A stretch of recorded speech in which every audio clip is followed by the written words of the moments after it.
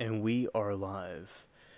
Hello, everyone, for this special, the late night special of the spaceship. And we're going to be talking about the some updates, some news, and the Telly's trial I'm watching. And also just hanging out and many things as well. That's why it's an eclectic stream. Welcome, everybody. You could be watching from anywhere around the country or the world, and I appreciate that. And now what I'll be doing is switching over to the other screen. Hello, everybody. I'll get this over here so you all can see me a little bit better. Okay. And over here. Alright. Hello. And what I'm going to do is I'm going to play my game, as I usually do, and talk about the different topics and things that I have in my head already. And then I'll go into the articles and stuff like that. So, thank you all for being here. Okay. Looking good. Alright. Shout out to all of you. I appreciate everybody's support and everybody's. We're doing the spaceship, and the trial was very interesting today. We had a lot of cringe today, and it was very funny. And the guy was defending himself on the stand, and you're not supposed to do that. And to give some context to those that don't know what I'm talking about, I watch trials besides the other news stuff that some of you may know me for, and some of y'all maybe know me from the alien talk and the things like that. I also like to watch trials, and I learn a lot of stuff from there. And I have friends at different, on YouTube you watch trials. So I'm keeping up with Tellis. So he was a politician, and he deleted somebody that was writing stuff about him, allegedly. It seems to me, in my opinion, that he pretty much did it. It's quite clear that he did it. But basically what happened was he claims he was framed by an assassin. And the gentleman's name was Garmin. And it looks like German. His name literally looks like German. But his name is like German. That's how it's pronounced. I'm going to be switching over to the window where you have the game to show you all. And it's loading. Okay. And okay, so anyway, so also basically, when it's finished loading, I'll put it over. So basically, what happened with, here we go, the game is here. Basically, with Garmin, he was, what he was doing was, Garmin was the one that was writing the articles and stuff, and Stellis feels that he lost the election because of him, because he, if those articles weren't written about him, he feels he would have won. So basically what happened was, as I said, he thought somebody framed him, he was claiming, and then he went on the stand yesterday and started ranting about why he didn't do it. And he also was saying where he was, that he didn't delete the person, and things about his background, what he did. He was in IT, then he was in real estate, and the prosecutor, first his defense was asking him questions, then the prosecutor was asking him questions, and it's funny where because today was where they had the prosecution ask him, so you had the defense asking him questions, and so people were wondering in the chat, was he defending himself? And he was supposed to be having his attorneys present, and that he was being represented by attorneys, but then he decided to get on the stand and talk. So he basically wound up defending himself. Similar to Darrell Brooks, if you all haven't kept up with that, he was somebody that ran over, in Wickeshaw, he ran over a bunch of innocent people that were having a Christmas parade. And when he defended himself, his case got worse and worse. He brought up certain things about the vehicle and stuff like that when he defended himself that opened the door up for these other things to be talked about. So what happened with him, same thing here, because there is some love, or I should say some interesting text messages that were spicy that he had, and he didn't want them being released. But since he mentioned them, the prosecution can bring them out. But then we were like, does that have to do with anything? Yeah. So, and then they had a couple of breaks today. It was quite interesting. They had a lot of breaks. It would take like 15 minutes. It would be 45 minutes. And I'll be reading articles about this, more about this, to give you all even more context about it. Which I'm giving you all enough context. I'm just saying I also will read the articles. Yeah, so he was explaining his theory, how somebody went over and framed him. And so what happened, they'll show these pictures of this person standing out like a sore thumb, like in the middle of daylight, with his phone. I mean, not with his phone, but with his. It says a person wearing a hat, wearing all orange. And then he went and stabbed the Garmin in the throat and the heart. And he was trying to say he wasn't in martial arts, so he wouldn't know how to do all that. But you know, the thing is that what the prosecution was bringing up, which was really funny. It was, so what happened was they had this SUV, and we have some people in the chat that are talking to me, and I wasn't paying attention to the chat, so for a moment, so I have to go back and read it. So hello everybody that's chatting me. I'll get back to you all in a moment. Okay, Gam. Okay, that's good. Good luck with that, sir. And also, Gam said, through that whole trial, that guy's whole time being his own lawyer, he just objected and said grounds. Right. And yeah, so basically, he was, yeah, with, I think you're referring to Darrell Brooks.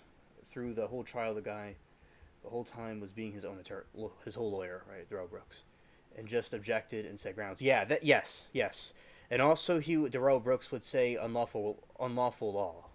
That's what he would also say, and Darrell Brooks would go and tell the jurors that they can choose to have him seen as innocent in spite of the evidence because they have the power, and it's like it doesn't even qualify or count in that situation, and Darrell Brooks was, and he would get angry at the judge, and he would let the judge have it, but it would only dig his grave deeper and deeper. And hello, Billy, I'm glad that you're here, which is Turning Guns. Good to see you, man. I'm glad that I was thinking about you. Glad you're able to make it.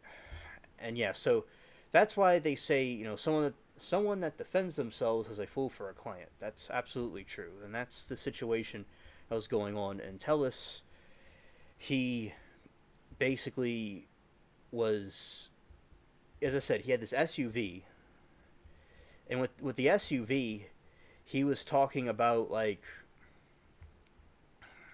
he would have, like, the prosecutor was showing him the SUV. It's his exact SUV he has, and the spikes on the rims are the same that he has. So he was saying that so the prosecutor was saying the assassin was driving the exact same vehicle you were driving. With the I'm forgetting, it's so goofy. I've been in cars for over 20 years, and I'm forgetting the name of this. The sun visor. Okay, I'm glad I remembered, because I'm like, I couldn't have forgotten that. So the sun visor was the exact same position in his car as it was the other car. Like, his car and the alleged assassin's car had the same exact setup, and his DNA was in the vehicle, his vehicle. So the prosecutor was like, so he got the DNA and somehow implanted it in your vehicle and put evidence in your house and not other evidence. And it's like, wouldn't it be easier to just put it all in your house? And so this assassin would have had to have broken into his house, and there was these shoes that were cut up. And it was so funny because, you know, he was doing all these things, and he cut these shoes open, and it was absolutely wild what he was doing to himself to try to get rid of the evidence. And then what happened was he kept on,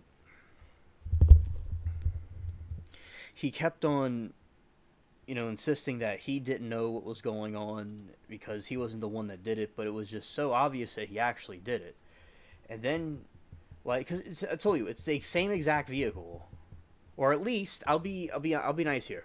At least it looks like it. It looks identical to it at least. And then they were being he was saying it was being framed, and then it was like the guy was like in broad daylight would an assassin stick out like a sore thumb like this. I'm paraphrasing. So the guy had like a big hat on, wearing all orange, and it was like really standing out, and that's like what the assassin would do. And how did his DNA was found in his fingernails, in the Intellis's fingers. So the assassin would have had to have implanted the DNA in his fingernails.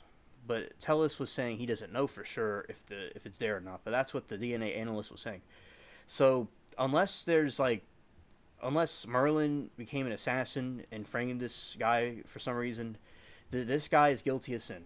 And everybody was roasting him like his head looks like the Superdome, or like Humpty Dumpty, or an egg, or there's this record producer who had tons of hair, but he didn't have the hair. So if he had that hair, he would look real interesting. But yeah, so that was just everybody was roasting the guy, including myself, and we're all like joking and laughing about it, and coming up with different stuff. It was really funny.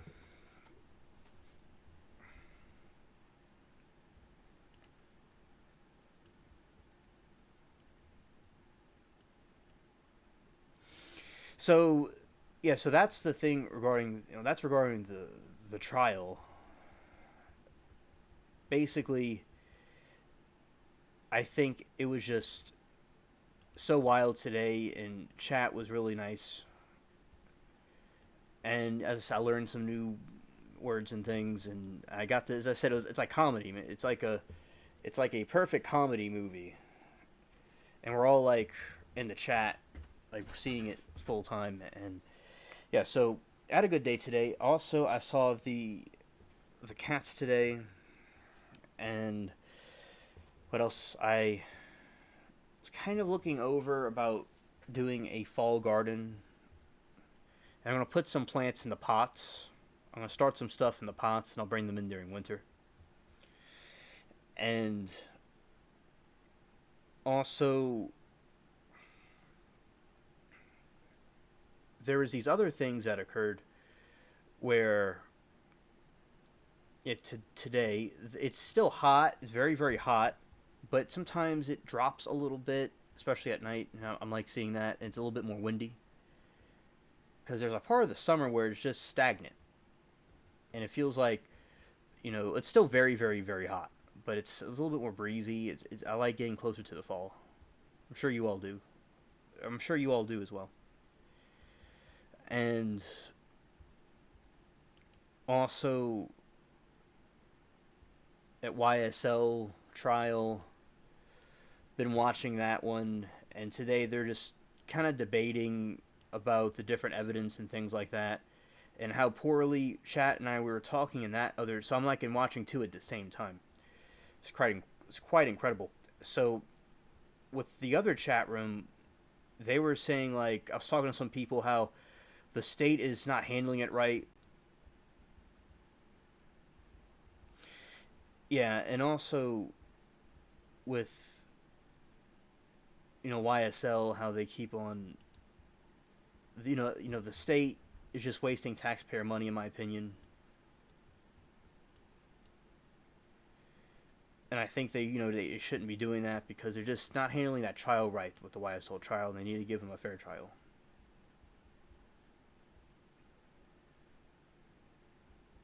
Getting these ships, doing pretty good with that.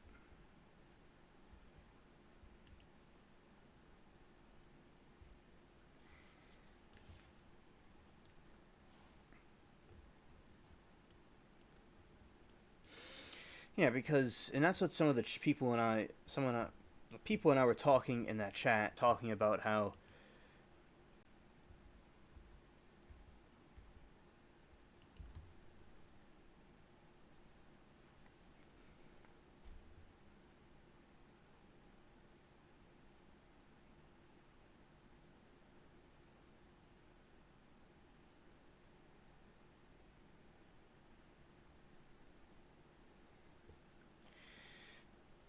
Glad that y'all are watching this. I appreciate it. If I may have cut off, what I was saying was I think that I was talking to some people in the YSL chat, and they were saying that we agree that the state was not handling the trial correctly and wasting taxpayer money. And they just didn't, they didn't call certain witnesses and stuff they could have. They're just not, handling that correctly. All right.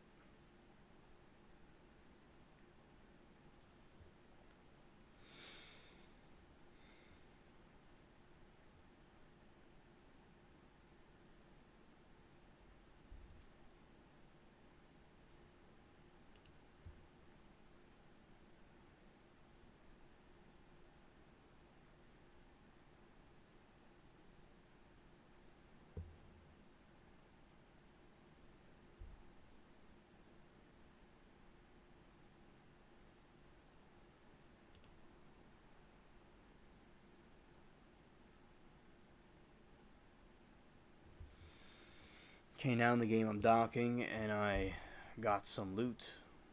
Let's see.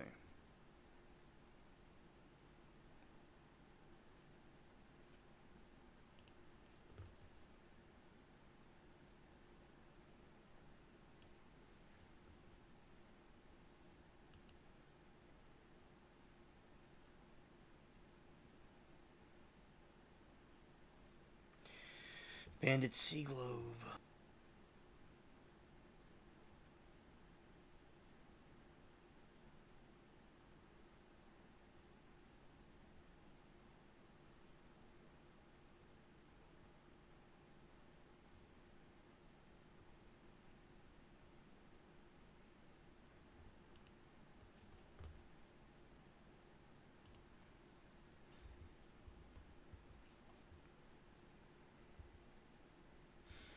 And Billy says, it's never a waste of taxpayer money. These people will be going to just do this real quick.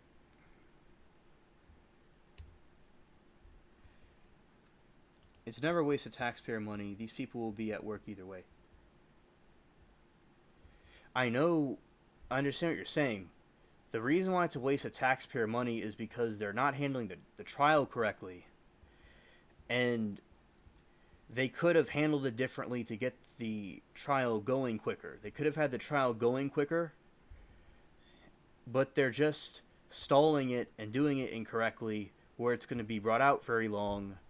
They talk about evidence that doesn't even matter, so less money would be spent on that specific trial. But the state gets money, and they pay the prosecutor and the judge and all, and the lawyers get money from their clients, but it's like they can have more of a speedy trial, because when you do that, it makes things more expensive for the trial proceedings. Because I understand what you're saying, and you're right. They're going to be work either way. They would be doing trials, but this trial is the largest trial in Georgia's history, and it's really like it would be more expensive than like a regular trial. It's just, and even if let's say even if you're right that they'll be spending the money either way, still they're really just not handling the trial right, and it's not going smoothly. It seems very corrupted, and they're going through evidence that doesn't even really matter. So it's just stalling. It's just being irresponsible and corrupted. Like there's other motives behind it. Like irresponsible and corrupted. Like there's other motives behind it.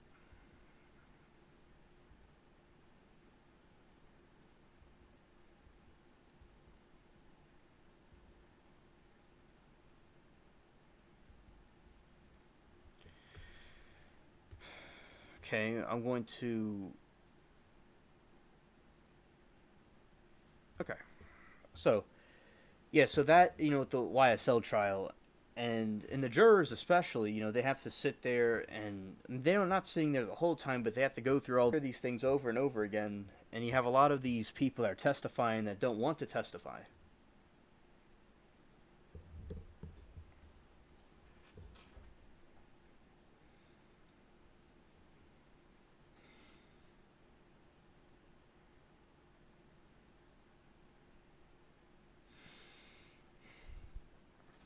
And when they, they say like they don't know, they don't remember, and they're not being cooperative, or the state goes through a bunch of evidence that they say is evidence, but that doesn't prove anything, or like say Jeffrey Williams and his family or their friends hanging out, and there's like some little kids and stuff. How does that have to do with anything? It just like you could have me in a live stream talking about a cat or something or a boat, and it has to do with something. But if somebody's like clearly as clear as day doing something or talking about doing nefarious activities with the gang stuff, then yeah. But so that's the thing, and Fannie Willis is also behind it.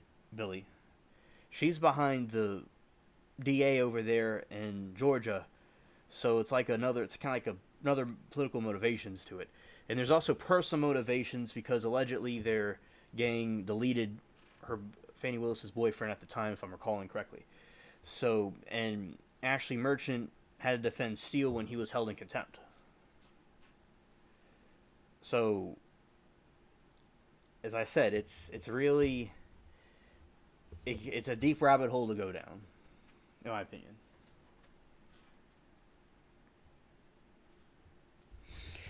And I hope all of you are having a good week and have a good weekend also. And if y'all are doing anything interesting, feel free to tell us in the chat. You don't have to. And as I said, I had a good day. It was very busy. I was watching the cats wrestle.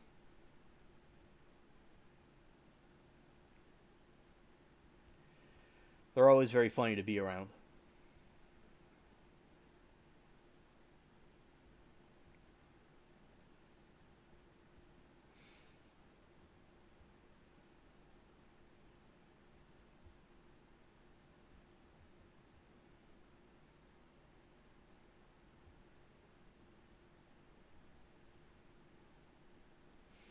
Also, recently there was the DNC. They've been having this week. They've been having their what's it called, their rally, and you've been having some stuff. The different people have been coming up and speaking, and regardless what y'all think, I hope there's more unity in the country, and I think inflation is an important issue, and it's good for the working people to be, and all people, regardless of class, can be able to afford different things, and inflation could go down.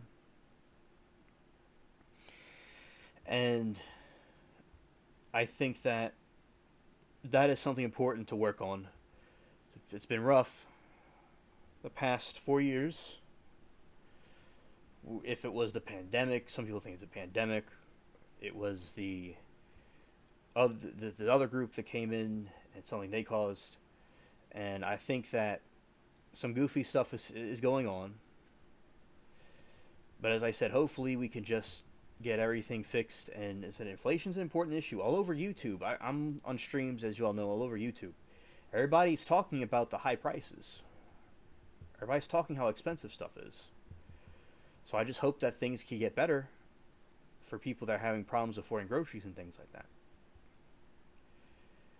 And all the other problems that are going on. I'm not saying anybody's perfect or one side's is perfect and the other one is completely evil.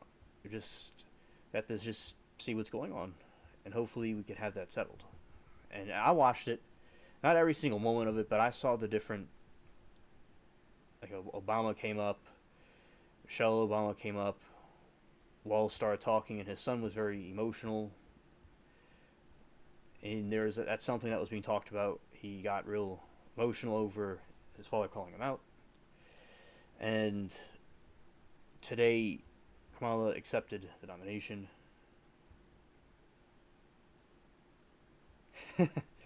Yeah, right on, Gam. Gam says, if RFK drops out and joins Trump, that will be actual unity. Oh, absolutely.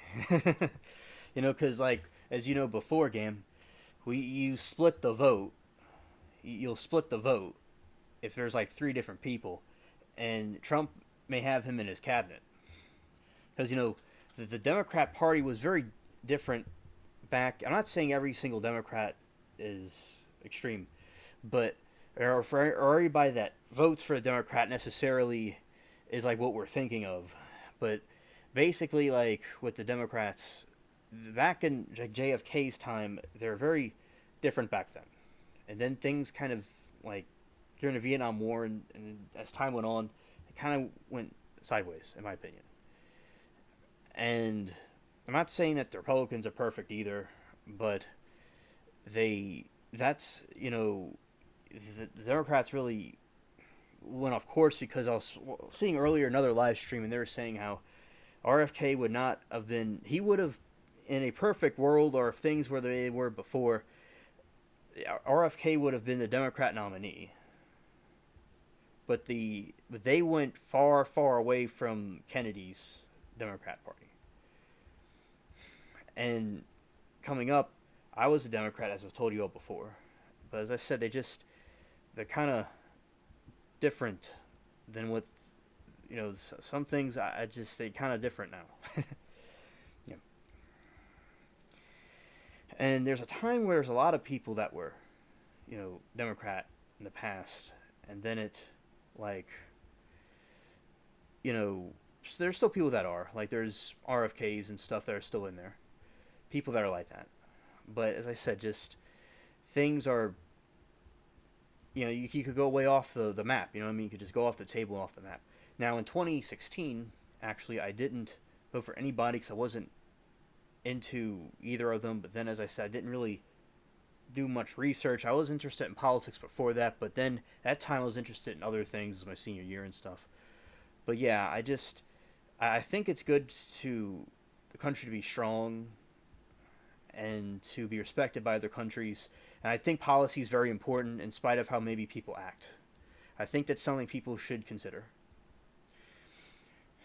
And like I'm kind of like to see, what's going on, and I think it's best to distance from extreme views and to just focus on like having unity on both sides and helping the country. But as I said, it'll be the rest of this year is going to be very interesting, and we'll see how things go. And I'm seeing something that says chaos, communists hijack Kamala's big night. I don't know what that means. We could look into that in a little bit when I look up stuff on the internet, because that's what I do as part of the show, as you all know. I'll have to see what that's about, what happened with that. I did not watch any of it today. I was getting ready for this one. My late night special, my, what's it called, the graveyard shift stream. And also, but yeah, it was interesting to watch the DNC. It was interesting to watch it and see the different people that came out. But as I said, I think inflation and stuff are, that's important stuff to talk about. And also, I think another thing I want to say, politics I think does divide people sometimes. And one thing I like about the trials, the trial chat, which I'm very open about, is that I like the unity because there's people from different political and religious views that all come together to unite under a one cause. And I do think that politics and I'm Christian. I believe in Jesus very strongly, but I do think sometimes humans can fall into error, and sometimes these things divide people everywhere. And like there's a Twilight Zone episode where you have these aliens that come down, and they cause lights to flicker and things to happen in a city, and this whole neighborhood turn each other. But that's what these things do. They all divide everybody. Otherwise, this neighborhood would have been peaceful. So I do think it's important to talk about politics and religion and stuff, but also to not be completely divided by the opposition. So we're all Americans at the end of the day. We're all humans, and we all want the same goal. We all want to have a great, peaceful world and good country, right? So like things heat up on both sides, and like a former president was nearly deleted, and both sides, the defendants that were doing evil things to people,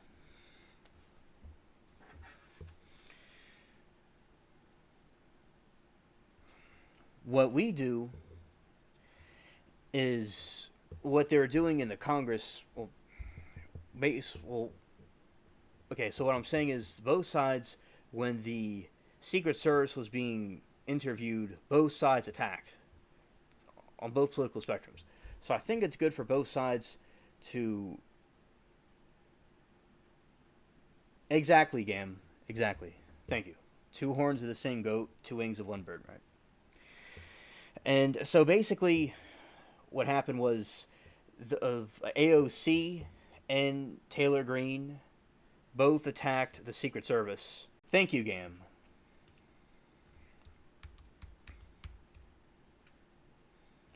Thank you, Gam. Exactly. Thank you.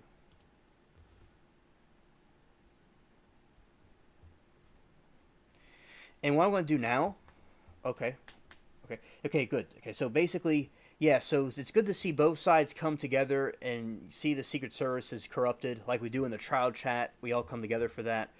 And also, thank you. It's called the Monsters Are Due on Maple Street. Thank you, thank you. I'm glad that you like the Twilight Zone too. But yeah, that is like what's going on, and that's why, as I said, I like seeing the unity. And there's people I said on this channel that I got from over there, and they may not all they're they agree with they would agree with our like what we think, but they may have different ways of doing it. But I'd say the trial chat, we all kind of like these different streams that I am on, and I get different people on different streams that come to different channels, including this one. So the groups I'm in are pretty much the same. I do talk to the liberals on their streams, and we have the civilized discussions, and they respect me, and I respect them, and I like seeing that, and I give my opinions to both sides. So I talk to you all, and I talk to other groups that are different than us, and I've learned a lot about debating and talking to people. It's a skill because sometimes things get very heated. Things, as you know, Gam, you know, sometimes things get very heated, and people can get very violent, and there's a certain art about it because you got to do it correctly. Not that I'm not perfect, all right. I learned new words today. I learned things from people that know way more than I do, but from what my observation, people, I see things like on the YouTube videos and stuff of people debating, and these things get heated, man, and heated. Like in China and Russia, they're all pretty much, although they're different in our country, they seem like they're united, or at least that's what it seems to be. But in the Western area, it seems like we're all having some problems out here. Yeah, so very good point. Two horns of the same goat. And also, because in chat, when we see the defendant being stupid or doing something, and he's like lying, he deleted the guy, but he's saying he didn't, but he really, and it just, his lie slowly unfolds, and it just, the whole mess just blows up in his face. Same thing with the Secret Service. AOC, Green, they're all going at the Secret Service because they realize there's something else going on here that both sides don't know about. Because I always say, like, it's like the Democrats and them, and but there's also something like real deep here that is going on. Like in JFK, he talked about things that are going on, and then a week later, after he allegedly, I believe, because I'm sure something's going to say that it didn't happen, but say something happened. He was saying about the country's having some issues and things like that, and there's these groups that may have been doing things that are nefarious, and a week later, he was assassinated in Dallas. So, yeah. So as I said, I think that it will be interesting to see how the rest of this year goes. The DNC did their rally and they did their thing, and before that, the RNC did their thing, and we'll have to see how this goes. And as I said, there's a lot of people that are speculating that whoever wins the election, somebody's going to be very upset, and there could be groups that could it seems that people are predicting things could get out of hand either way. So you gotta just buckle up and hunker down that night. Things could get wild, because there's just a lot of division going on, and I think people should, both sides, educate themselves about the different things from Europe that happened, and like there's communism, there's fascism too. There's these things that came up, and people, because sometimes I feel in America they don't always maybe keep up with certain things that are going on over there, and because we're like so isolated, we're like our own thing. But I think it's good to know what's going on. I learned a lot about these kind of things because I have relatives that were from Europe, and my ancestors and their descendants kept a strong feelings for their European countries, and so that passed on to me. So I was interested in learning about it, and I thought it was important as well. And I think a lot of people go by their emotions sometimes, which I look, I'm not perfect, no one's perfect, okay, but I think a lot of people think with their emotions, and whatever people want to vote for, left or right, Democrat, Republican, people should do research completely about what they support either way. And hey, somebody on the Democrat side has something to tell us. Let's be open to see what they have to say. We could learn something, and vice versa. I think that's important. That's why I always like to see different opinions. Because what if I hypothetically was wrong about something? Because I'll argue with people that are completely wrong about something, or you're dealing with people like in the trial tell us, and they're just completely wrong. And then but if they were a little bit more open minded, they could see their opinion. But people just don't do that. You know, basically, it's like it's really absurd what people do, and so if everyone just did the same thing, it'd be better. It's kind of like the goal. It's like I added to the golden rule, and I didn't do much plundering because I wanted to make sure this goes smoothly as possible. And my friends online on the game went offline. Shout out to them, and also we'll see them on the next one. But yeah, so and soon I'll be going over the topics and things like that. So, well, I'm going over the topics now, but I'll go over the articles and things. So, and also, game, I'll be talking about some scary stories and scary movies and things on my streams because we're getting close to Halloween, and that's what I do. I talk about the scary topics. And also, on the trial chat, they removed all the mods, and that wasn't too good because, okay, I'll tell you all, like, which I've said before, the company bought Law and Crime, and they took away the old mods, and this lady, Miss Addie, she put it together and helped them out with that, and has, like, the channel has 6 million, and then you have the other channel has over 400,000, and they got rid of her and her mods, and when you have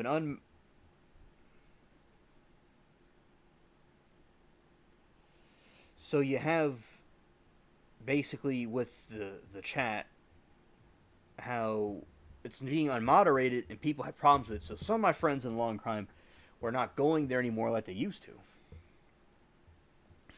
and I think that basically it's important for people to the chat be moderated and all. So, and then I was hearing that maybe they thought Addie and her mods are very good, but maybe some people complained about it and they got her out. They could have done stuff like that, but she was good and she should have stayed there. And a lot of people are triggered because there's a lot of trolls there and it's not being moderated. So I think it's good to have moderators that do their job. And as I said here, I have a surplus of moderators. Yeah. So shout out to all of you, and I'm gonna read y'all's chat. All right. Latina says, "Hello, hola, Latina. Good to see you. I vote for no monopolies and less tyranny, so that more real restaurants can exist. Facts. I'm tired of seeing McDonald's, Jack in the Box, Starbucks, and other trash change on every corner. Facts, Latina. Star Trek original series reminded you of the Twilight Zone. It is like the Twilight Zone. That's a good point.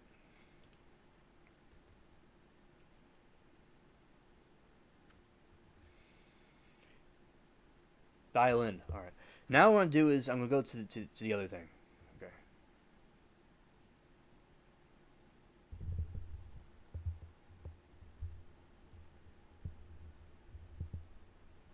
Okay. Okay. Okay. And also we'll go from the game, and I'm gonna do the other part. Okay. Now we're gonna go to the other thing. All right, game. I'll go to you for a second. I'll go in a second to your neck of the woods, which doesn't make any sense, but it is what it is. All right. All right, everybody. We're about to go to the other part of the stream. Okay. All right. So I'm on this window, as you can see, and then I'm gonna go to the window capture. and I'm going to select the new tab, Google Chrome, and voila, here it is. And shout out to the Spaceship Cats that tell us hello. Alright. Gam had something interesting we're going to say, but I'll go, okay, we'll go to that in a moment.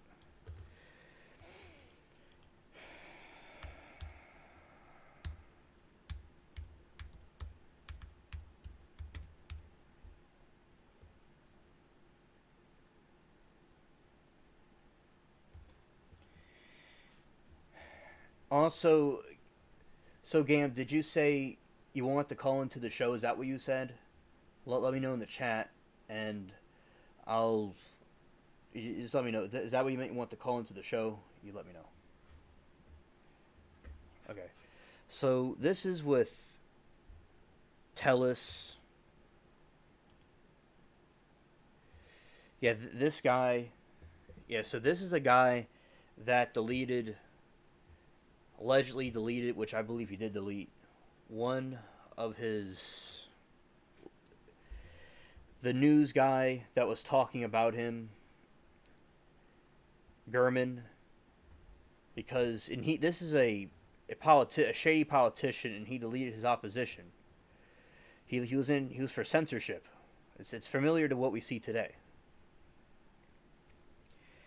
And he was writing articles about him and stuff, and he deleted him. And then he goes in this whole tangent.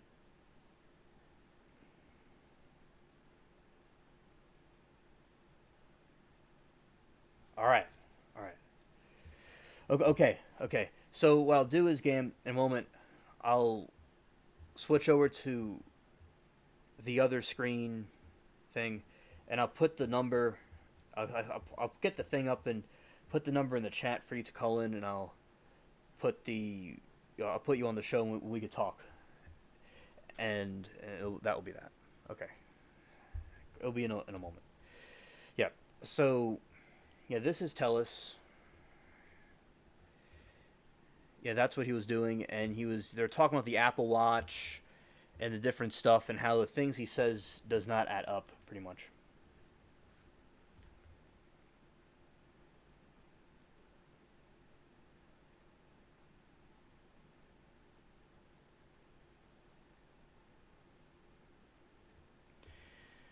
See, does this work?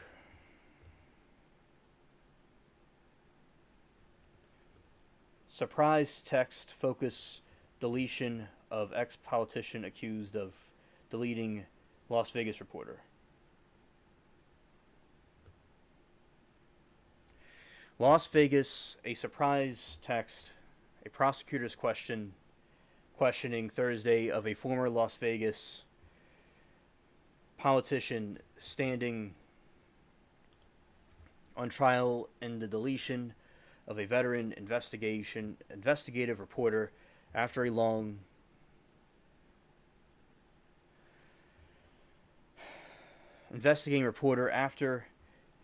day of sometimes rambling, a testimony during which the defendant declared that he never deleted anybody. I have two options. You could call into the show, or you could do the StreamYard thing. I'll have to log into it, but you could call into the show with your number. It's okay. All right. In the hushed courtroom before the wrapped jury with a deletion conviction online, prosecutor Christopher Hammer asked defendant Robert Tellus to read messages showing that Tellus' wife wondered where he was about the time Jeff Gurman,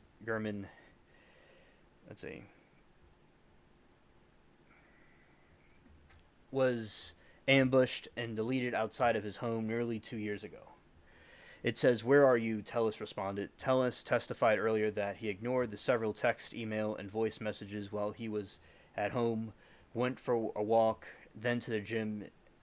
The day Gurman was deleted, prosecutors have suggested he left the phone at home as he executed a maliciously planned fatal attack on the journalist. Hammer zeroed on cell phone records presented Wednesday by defense witness. This included no listening of the text from Telus' wife, the prosecutor said was found separately on her Apple Watch device. All right, in a moment. Telus conceded Thursday that the owner of the phone, he could have deleted the messages. He did not admit to that.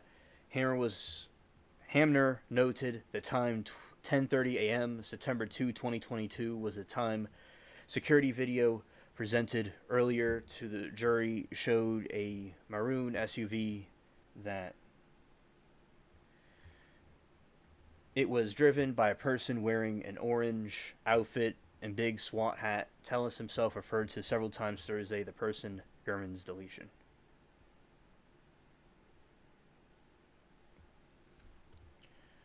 All right. Okay.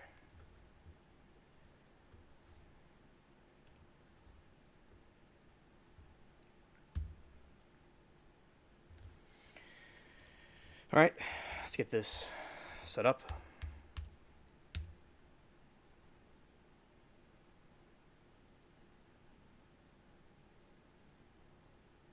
Okay, Primal.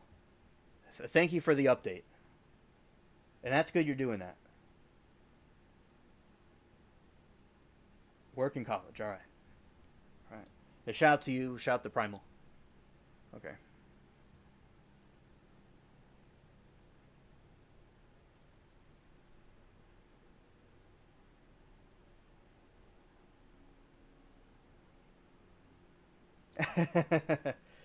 yeah, Latina, exactly. Yeah. Alright, let's see how we got this set up. Microphone, speakers is the speakers right now. I have to do something with the app at some point. I have to update the app, but I will do it through the speaker, and it'll be through here. Put this microphone over here, and hear what he's doing, and see how this goes. Okay. I'm going to, and we'll also. So as I said, the speaker will be through the screen for the time being, because in this we've done this before with when Billy called in and it worked. So we'll do it that way, and I'll adjust this, see how this goes. Okay, so it looks like everything is connected. We'll just to see how this goes. It's been a while since we've done this. Okay. Switching over.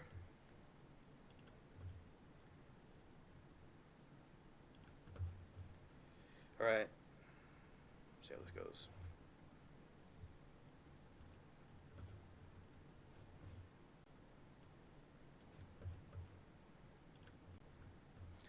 That's the number for Gam to call in.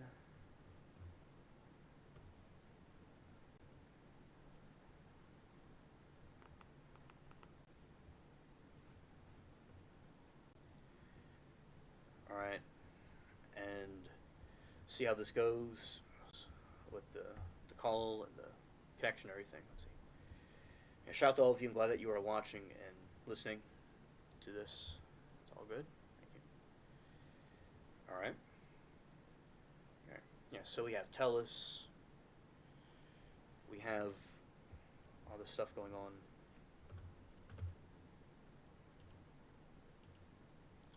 Yes? Hey, Alan. Hey, Gam. Good to hear from you. Okay, cool. Yeah, what do you want to talk about? All right. So, basically, let's talk about the situation with. Now, have you been keeping up with the trial stuff? And that's something I'm more keeping up with. Do you know anything about the Telus trial?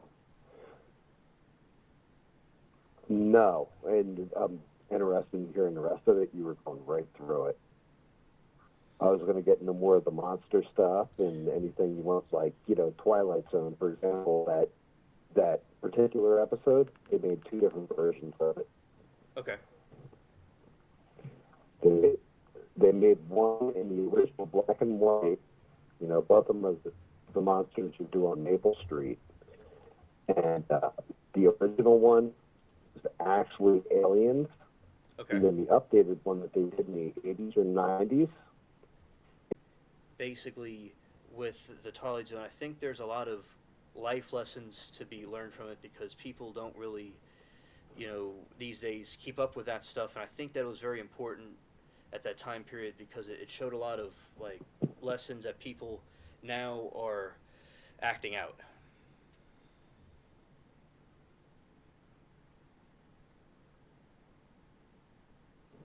Yeah, I mean, right now, like people of all that. Gam called in. I don't know what the problem with that was. It was working a little while ago, during the stream. I'm not too sure what's going on with that, but basically, what he was saying was that a lot of people are acting more crazy than they used to, and he was talking about some things with the Twilight Zone, and that episode that I made a reference to earlier, and he's absolutely right about that because you know those were the aliens, and they were trying to get people to turn against each other, and you now have a situation where it happens in real time. And so, game, what happened was there's some sort of issue on my end, and it dropped the call and everything. So, but basically, I do agree with you, and I do agree that people are more, crazy than they used to be, and there's something that is going on that definitely needs to be, settled. Right. And as I said, I'm not too sure exactly what the problem is exactly, but hopefully, it blows over and we continue to have a smooth stream. But although it was, the call got interrupted because of the something on my end. Because I've had callers before, and they've gone smoothly. But as you all know, sometimes things get spotty out here, and Gam, I'm glad that you called into the show. If you're able to hear what I'm saying, I'm glad that you called in, and when these whatever this issue is gets resolved, would have you on at some point.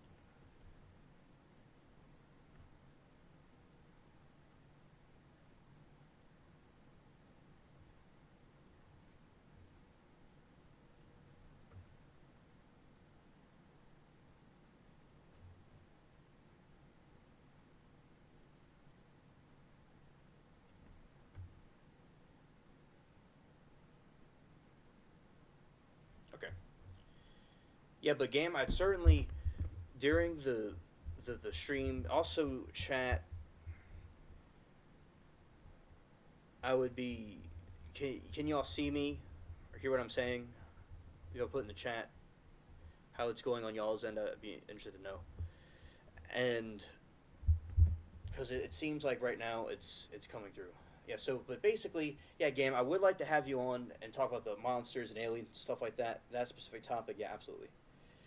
And also, basically, like the cryptids and things like that, as we're getting close to that time of the year when we talk about that.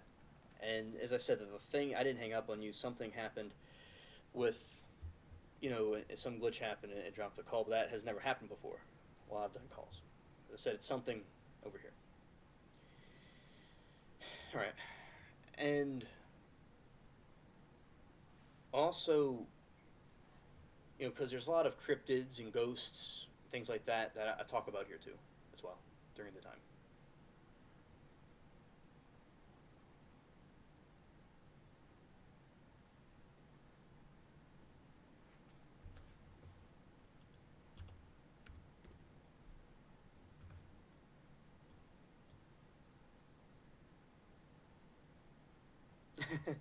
But Gam, I've had people calling the show before. It's just right now. It's just before, we even did the call. The it seems like it's not perfect with the. It's kind of spotty a little bit, before you even did the call. I've done calls before and nothing, happened. So it wasn't you calling into the show because we've done that before, and they usually go smoothly. I'm looking at the gear because there's a gear on the bottom that's and it's in the red right now. So as I said, and another time, I would like you to call on the show, and we could talk about the monsters and the cryptids and things like that, and the ghosts and stuff. I would really like to have it's functioning better. Yeah, but I look forward to your next call, and I thank you for coming up on here. All right. Let's try this again with the TELUS thing. I'll put the call on the back burner for a little while and do this other thing.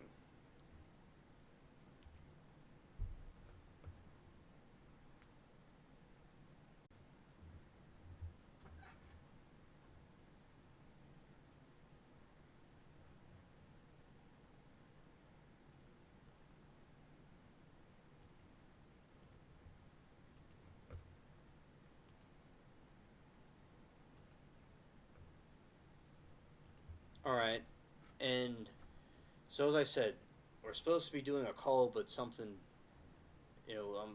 my end is acting kind of laggy for some reason, and also I'm going to see what we get about these different things about Tellus and the different trials and stuff, and we'll also maybe talk about some spooky things too, and just see how everything goes. All right.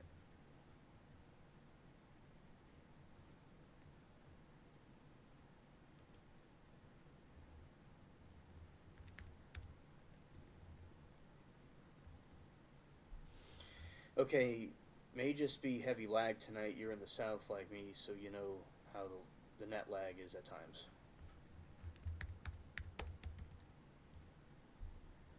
Okay, okay.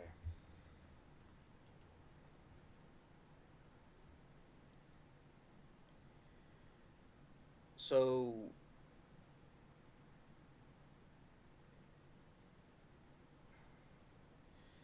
all right. So now the Tellus trial. I'll go through the article again. See how this goes.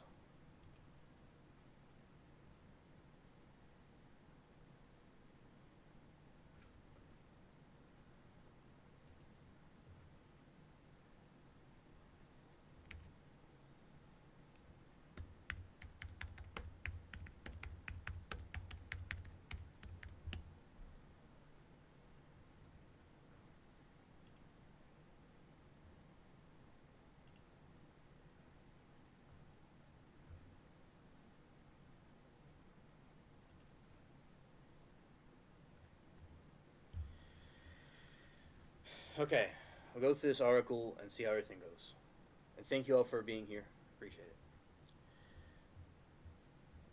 A surprise text ended a prosecutor's questioning Thursday of former Las Vegas area politician standing trial in the deletion of a veteran investigative reporter after a long day of sometimes rambling testimony during which the defendant declared that he never deleted anybody.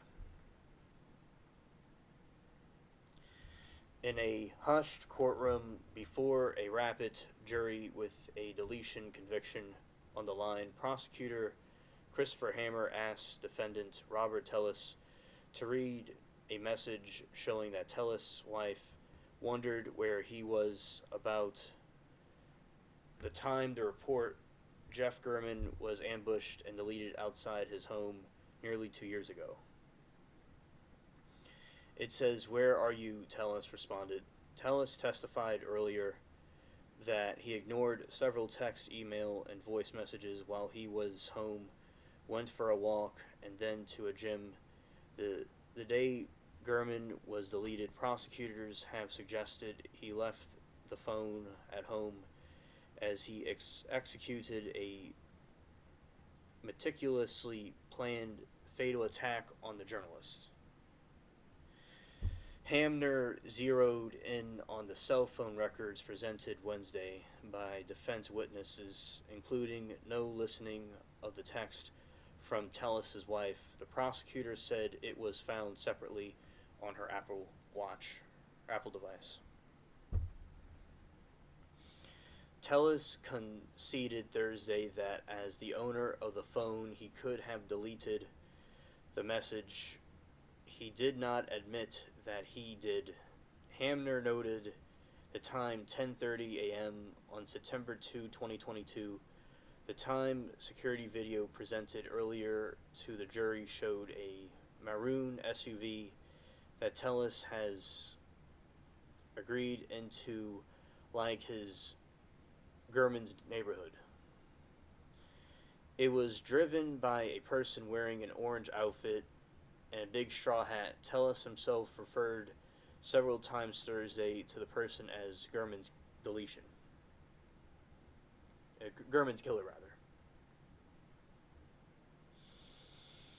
Where Tellus was when the Gurman was fatally attacked by has been a key question since the trial started, including during 21 to 2 hours of unusual stream of consciousness testimony from Tellus. Tellus, a former Democratic administrator of a Clark County office that handled unclaimed estates, has spent almost 2 years in jail since his arrest and Gurman's deletion. He denies deleting Gurman and faces the possibility of life in prison if he's convicted.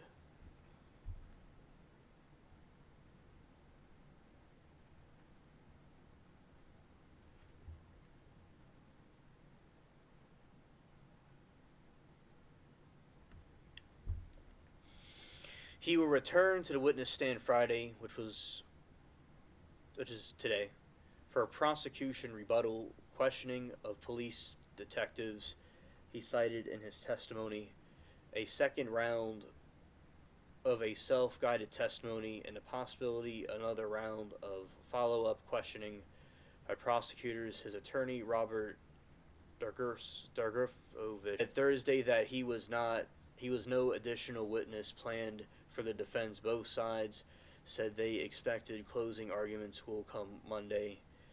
2 weeks after the jury selection began, Dargurfovich judged to let Tellus testify by way of narration that removed Dargurfovich from the usual question and answer format.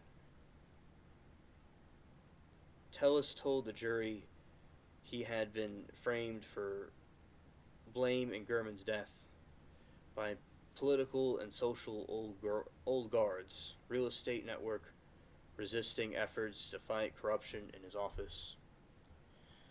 How Gurman was deleted speaks to, I think, something or someone who knows what they're doing.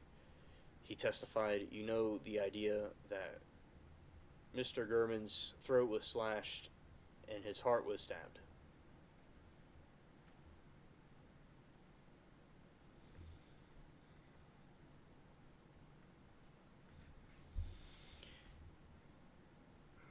I am not the kind of person who would stab someone, Tellus said as he ended his soliloquy Thursday. I didn't delete Mr. Gurman, and that's my testimony. Tellus is accused of plotting to delete Gurman, 69, a respected journalist who spent 44 years covering criminal crime courts in Kansas City after Gurman authored several articles for the Las Vegas Review-Journal about the county office under Tellus' leadership. And also, another thing, he had the pictures on his phone of it that was on his social media. Not on his social media, but he had it on his... He had it on his phone, the coordinates to his house and the pictures of his house from Google Maps. Like, he's like a stalker. Those stories also include allegations that Tellus had a romantic relationship with a female employee Tellis admitted for the first time Thursday those reports were true. Gurman was working on another report about the relationship when he was deleted. Tellis, 47, is an attorney who practiced civil law before he was elected. In 2018, his law license was suspended following his arrest. Several days after Gurman was deleted, he lost his 2022 Democratic primary bid for the second election term. That's why he deleted him, because he was talking about him, and that he was responsible for that.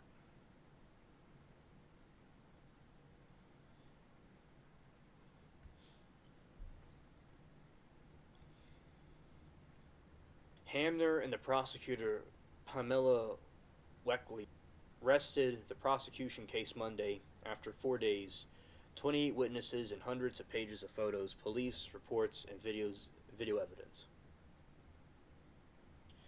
Under questioning by Hamner on Thursday, Tellis said he could not explain how and why his DNA was found beneath Gurman's fingernails.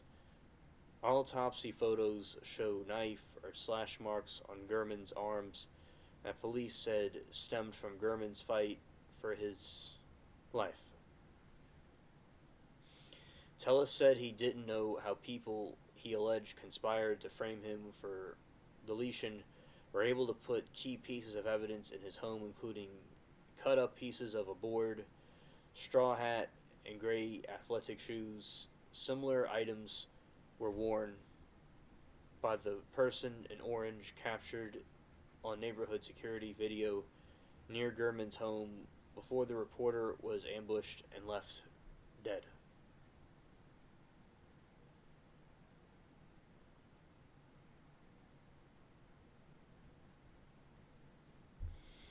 Hamner acknowledged that two key pieces of evidence were never found: the orange work shirt and the knife used to attack Gurman.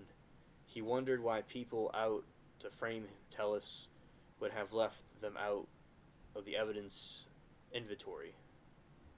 Why wouldn't they put deletion weapon in your house? Hamner asked. Does that make any sense? I don't know, Tellis responded.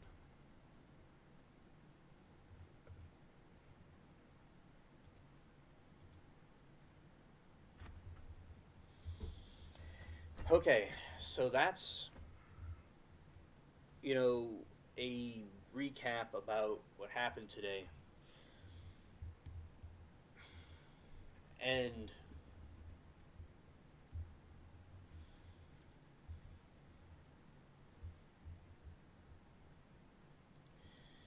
basically, this guy was full of lies. Everything he said was a lie.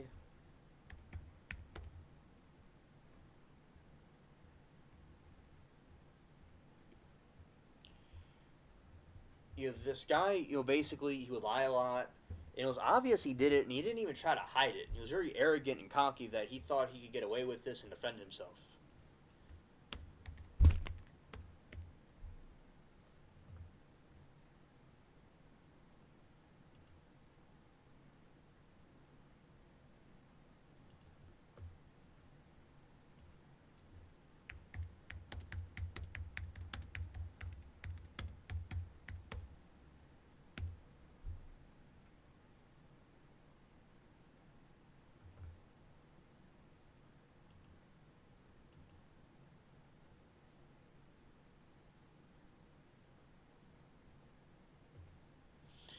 All right, so that's the situation, with him. Some of the stuff he was doing. Let's see. That's not what I meant to do. I want to go here. So that's him, and he was testifying today. That's the he was a fool, and everybody was roasting him.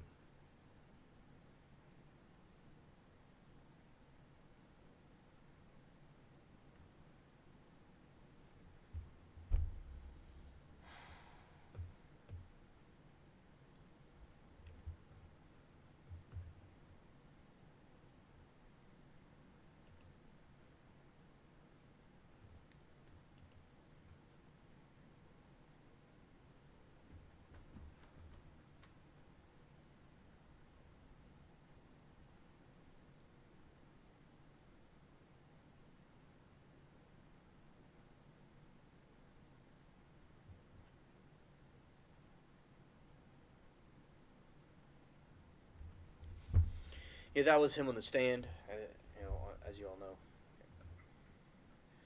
We'll look up one more thing about this, then I'll go to another thing. Yeah, exactly, Gan. Everyone thinks they'll get away with it until they get caught.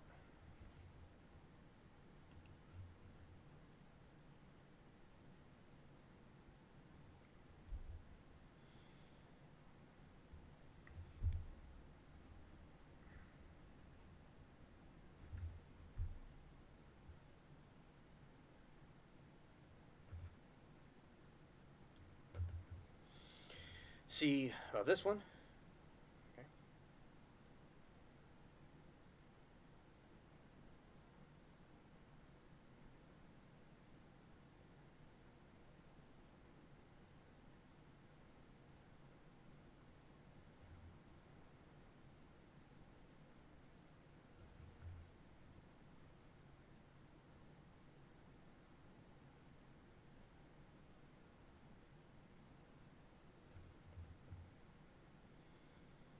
One more thing for prosecution on day 9 of Teller's trial as missing text messages revealed. Where are you?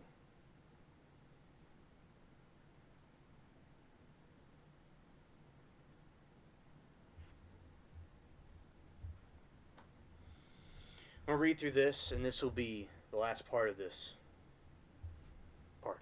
Okay.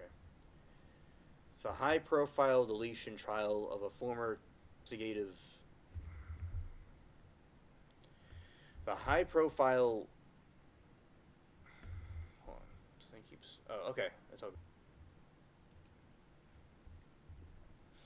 The high profile murder trial of former Las Vegas politician accused of killing an investigative journalist continues Thursday, as the defendant is expected to retake the stand delivery testimony. Former Clark County Public over 90 minutes on Thursday, the bulk of his testimony including concerning his participation of wrongdoing involving estates managed by his office.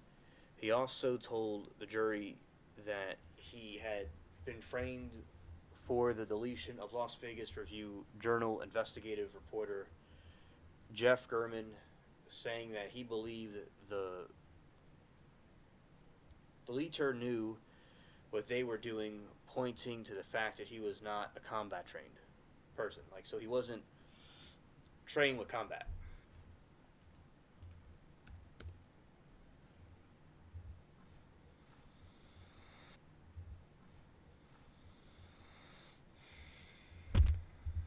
Former Clark also told the jury that he had been framed for the deletion of Las Vegas Review Journal investigative reporter Jeff German, saying killer knew what they were doing, pointing to the fact that he was not a combat trained. For his part, the defense attorney Rob not ask during his testimony.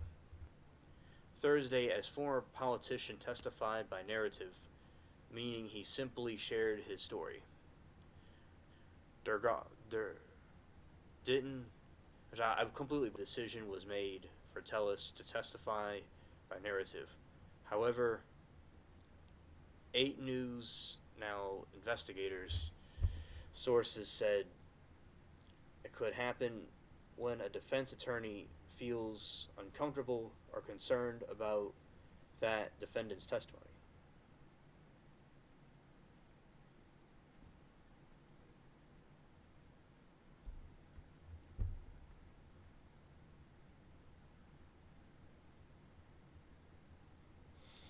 Court began just before 10:45 a.m. on Thursday, with Tellis retaking the stand. Tellis then called for a photo of the suspected killer's pants.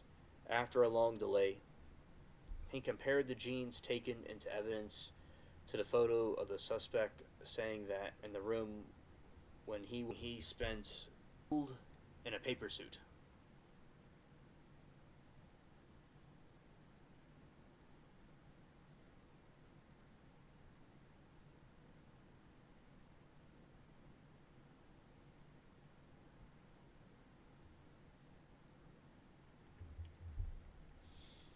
The defendant said media surrounded his house as his defense attorney Robert showed photos of Tellis' home after the police search. Tellis began sobbing on the stand.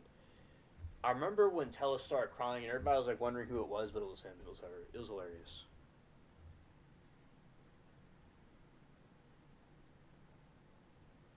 Yeah, that's his house. It's all messy.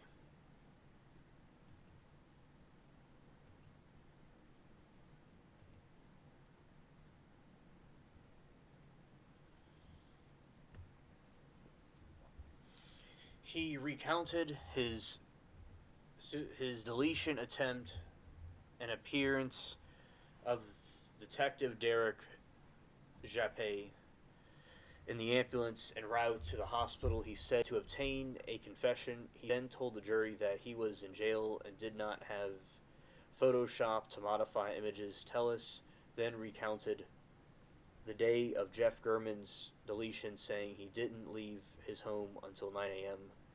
and recapped his tweets about Gurman's reporting.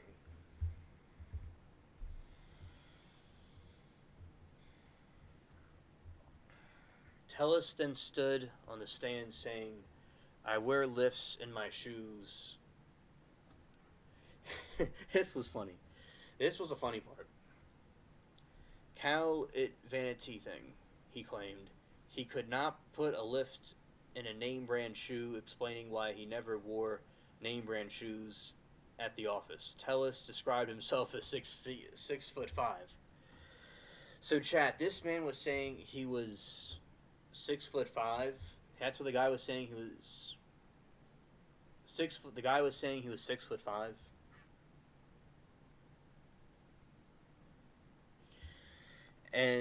But the thing is, he probably meant he was 5'6", but he said he's 6'5". But he got it mixed up. And then he said said that he did not cut up a shoe and did not delete Jeff Gurman, among other accusations levied against him. Quote, "I did not cut up a shoe and hide it under my couch," Tellis said. "I did not cut up a hat and put in an open drawer of my toolbox. I did not delete Mr. Gurman, so I do not take a bag with my children's basketball and football out of the bin and use it during the commission of a murder."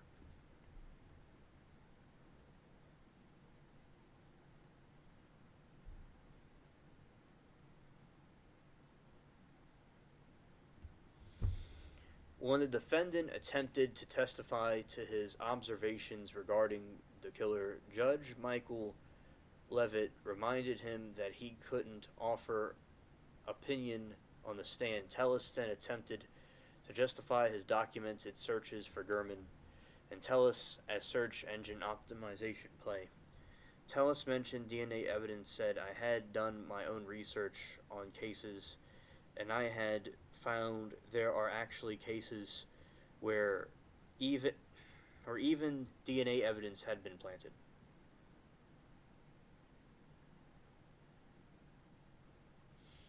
He said he didn't know why anyone would do that regarding numerous photos of Gurman's home and street found on Tellis' device.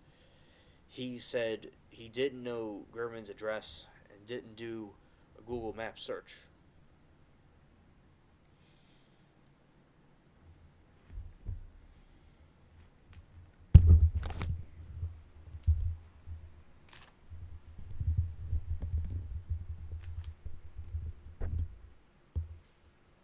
Tellis detailed his side of the story on the day on September 2, 2022, when Gurman was deleted. He went one by one through text messages and emails documented to have been received by his idle phone during the murder. "I didn't need to replay these," he said. "You should have no doubt that I had my phone on me. I said that I had it all day. They may try to argue otherwise," Tellis told the jury.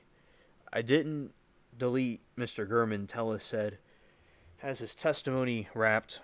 The head of the state attorney, Chris Hammer's cross-examination of Tellis. The court went to a 15-minute recess just after 11:30 a.m.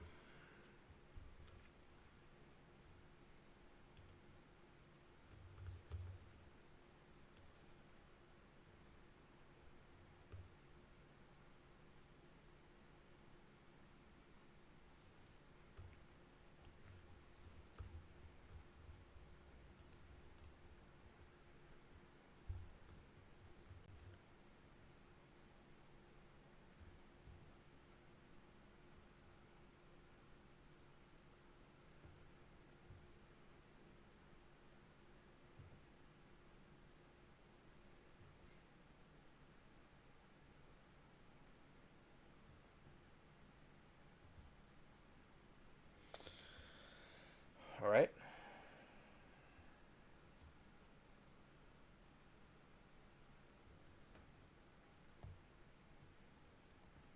Okie dokie. All right, so what I'm doing is I have the spaceship cats up. I don't have any other windows open. I'm seeing if the, and also something called the KPS. It's on the bottom of the screen. So you see me, I'm kind of looking down. There's this, it says gear, and usually, as I said, it's when it's green means that the stream is running well, and kind of like going sideways. When it's red, it still is producing a stream, as you all could see, but it's not the best it could be, and zero means it's not, nothing's there at all. So as I said, certain factors can cause this, and as I said, there's times where the streams go perfectly fine, and it's green the whole time. So it's not anything with me or the way I have everything set up, but there's some other factors that cause it to act spotty sometimes for various reasons. And also, so yeah, I'm just like not having anything open. I'm just seeing how it's all going. Yeah. So about monsters and stuff. So what we're gonna be doing is I kind of start them in August, but we'll go into September and October. Is that we'll be talking about things with like we did last year. We'll talk about the different ghost hauntings that happened, the witches, and we'll talk about Halloween when Halloween comes. I remember last year game is that the cold front was coming in, and I was waiting for something to come through on something I was getting through, and I was getting everybody ready in the chat, and it was very hot, and it was about to be very cold. I mean, very cool outside. And I was getting the chat together, and we talked about Halloween and Cinco de Mayo and stuff like that. It was very nice. And also, so that's what I'll be doing through the Halloween season and through the different parts of it, and the different cryptids and things like that. Yeah, so because fall, is harvest season, and it comes from the ancient Celtic people, and they brought it over here when the Irish and Scottish migrated here. Yeah, and there's all kinds of things that I don't think we completely looked at last year. There's so many more to look at. There's so many, different ones to look at.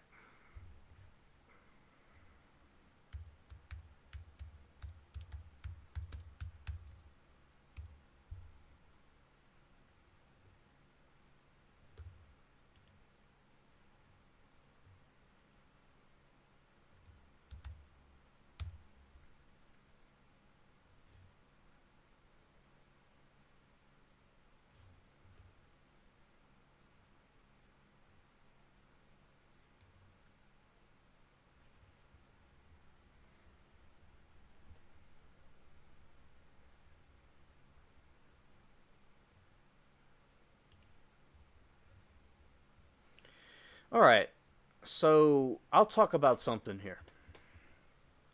All right, we'll talk about a spooky thing right now. The Bridgewater Triangle. The Bridgewater Triangle is an area about 200 square miles within southeastern Massachusetts in the United States. claimed to be a site of alleged paranormal phenomena, ranging from UFOs, which I don't even know what this other thing is, poltergeist. I know what a poltergeist is. Okay, I know what that is. And other spectral phenomena, various Bigfoot-like sightings, giant snakes, and thunderbirds. I know about Thunderbird, but I didn't know that was a. I mean, I know about that from the Grease movie. I know about the car and the app from Firefox, but a Thunderbird. Let's see. Okay. A Thunderbird is a mythological bird, a spirit in North American indigenous peoples' history and culture. It is considered supernatural being of power and strength.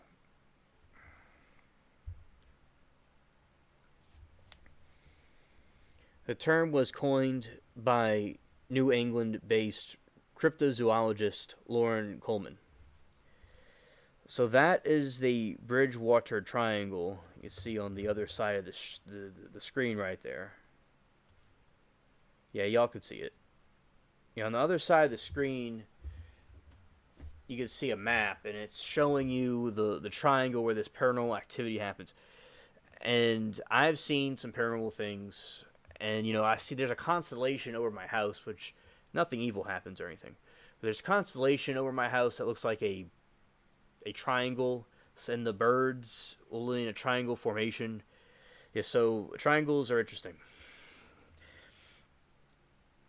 And although, as I said, nothing evil, but as I said, one time there was a strange UFO I saw. I have a video of it on the channel somewhere, but it looked like a star. It was blue and it was a sphere, and it was moving up and down, and going up and going down. It was moving interestingly, and that wasn't some sort of craft. I've never seen something move like that in my life. I've seen it myself. Okay, it's improving. So now, chat, the KBPS is getting green again. Okay, it's green now, for the moment.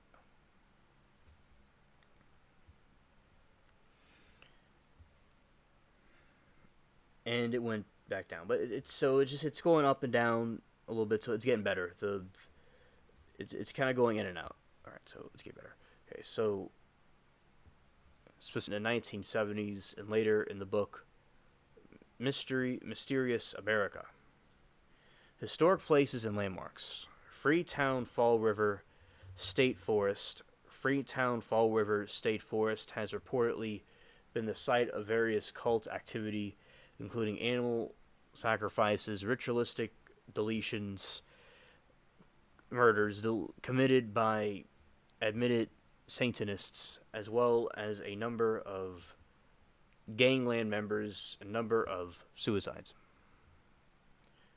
The supposed site of the Wampanoag historic figure, Anwin received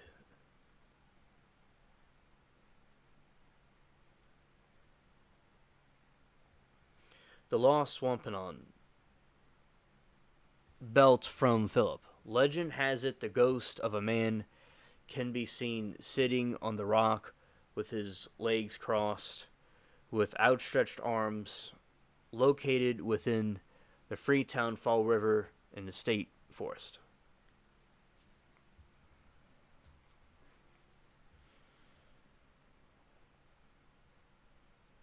(1902) postcard photo showing the Profile Rock. Profile Rock, supposed site of where Wampanoag historical Anwin received the lost Wampanoag belt from Philip. Legend has it the ghost of a man can be seen sitting on the rock with his legs crossed with an outstretched arms, located within the Freetown Fall River State Forest. Solitude Stone, an inscribed stone located near Forest Street, West Bridgewater, which was found near a missing person's body, also known as Suicide Stone. The rock was found with inscription, "All ye who in the future days walk by none Akasset stream, loved not him who hummed his lay cheerful to the parting beam, a beauty that he wode. Alright, and that's the postcard showing the rock. Bridgewater University. Several buildings and rooms on campuses are alleged to be haunted by ghosts and other paranormal phenomena. Taunton State Hospital. Some visitors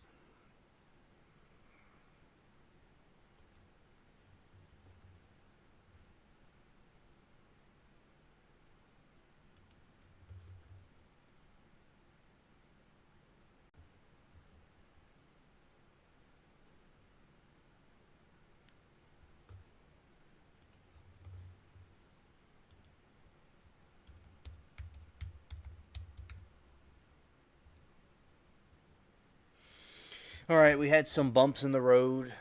Okay, so let's just see how this goes. All right, I had some bumps in the road. All right, so some have claimed that they had at the state hospital, Taunton State Hospital. Some visitors have claimed that they had strange paranormal experiences in the hospital, including being touched and pulled in certain areas in the hospital. Also claimed the hospital was used by satanic cults in the 1960s and 70s. Thank you, GAM, for that. Thank you. Hornbein School, the one-room schoolhouse, was built during the 1840s and remained active until 1937. The building is alleged to be haunted by former inhabitants.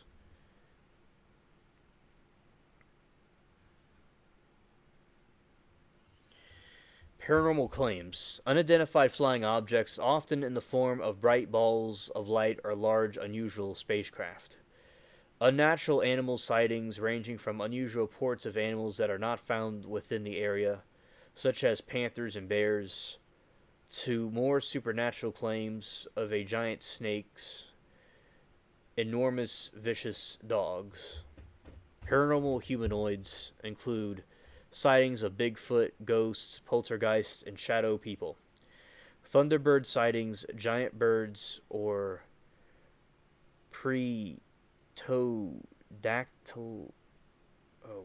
pterodactyl-like flying creatures within wingspans of 12 feet claimed to have been seen in the Hawkmock Swamp.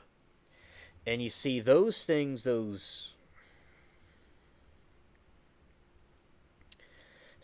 things, the dinosaurs are like connected with those things somehow.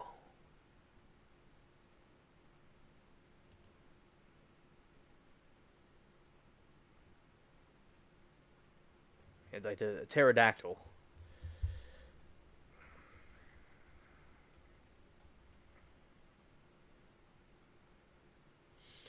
Including a report by Northern Police Sergeant Thomas Donway.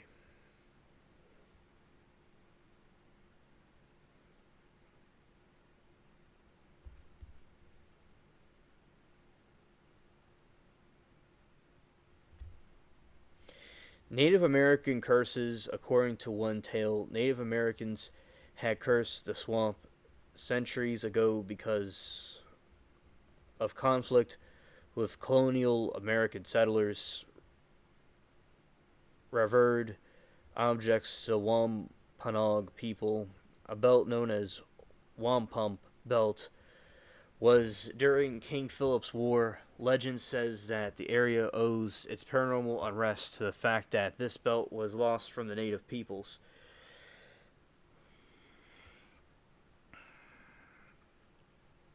Pookwinji, a creature from the Algonquin folklore.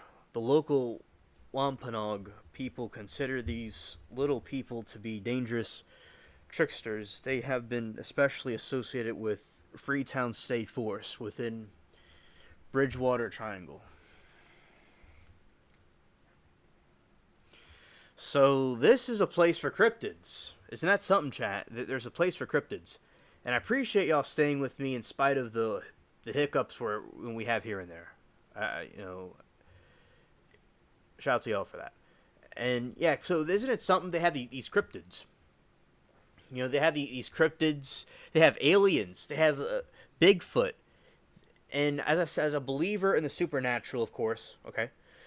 You know, they have the the the orbs. They have the UFOs. They have Bigfoot. They have poltergeists. They have ghosts. They have shadow people. They have even pterodactyls. I mean, these people got a whole party going on up there. It must be like the most evil triangle on planet Earth. One of the most evil triangles. It's like something really messed up must have happened in that region for those things to like going there, or could have to do with supernatural things as well. You know, and here I'm gonna look up some fall scenery. You know, just you know,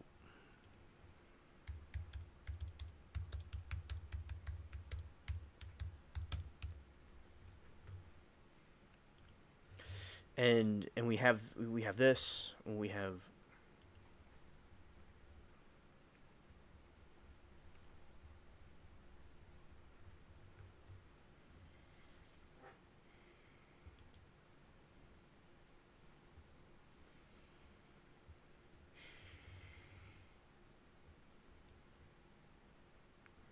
you see, that's pretty cool. Those Halloween pumpkins.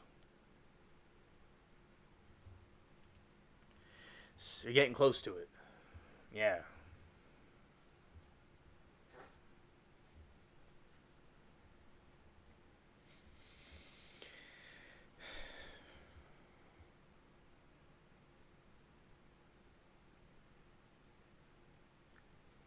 And then you got that one,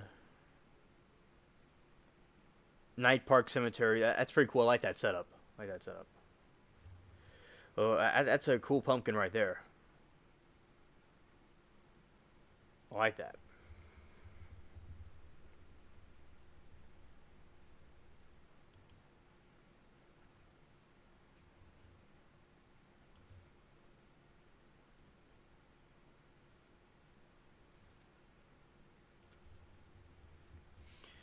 Very cool artwork. And also, I think, by the way, game, I think the 3D models you make are really cool, by the way.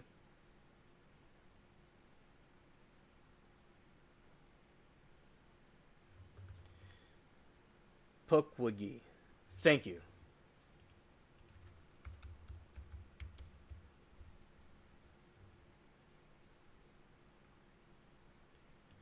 All right, that's the correct pronunciation of something I said before. Pukwudgie. Okay. Yeah, that's Jack Skellington. Very iconic. All right.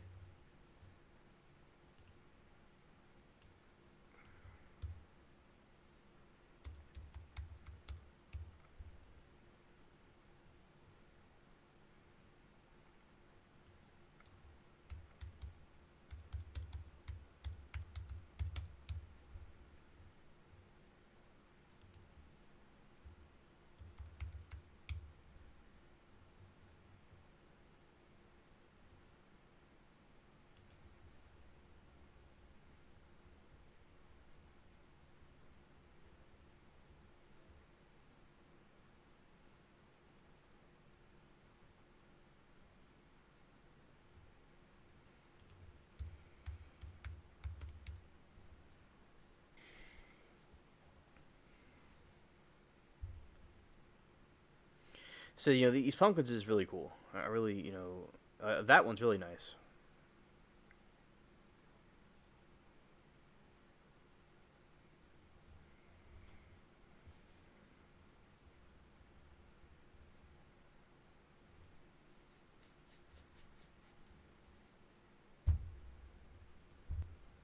I'm thinking of something right now. That's why I paused. Okay, I'm just thinking of something. Okay, next time I'm going to try that. All right.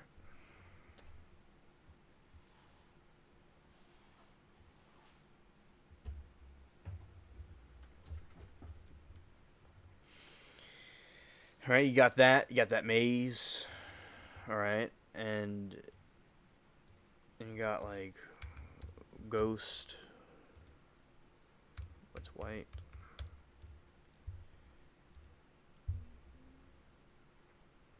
Yeah, this is like like a white ghost. Probably people could make some jokes out of that. I like that one. That's pretty cool.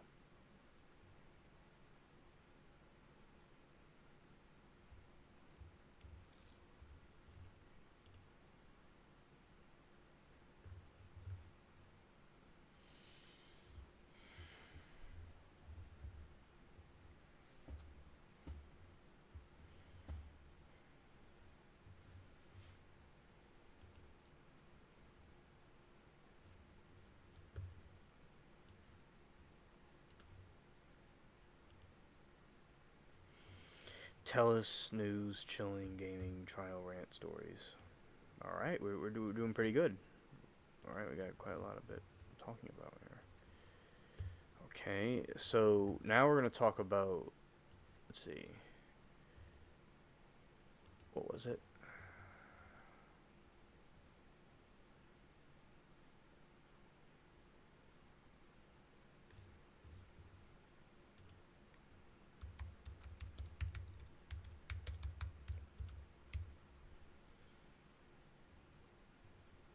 That's really cool, Gam.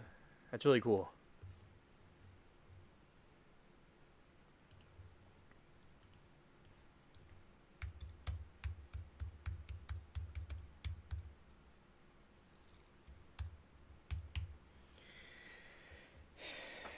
Yeah.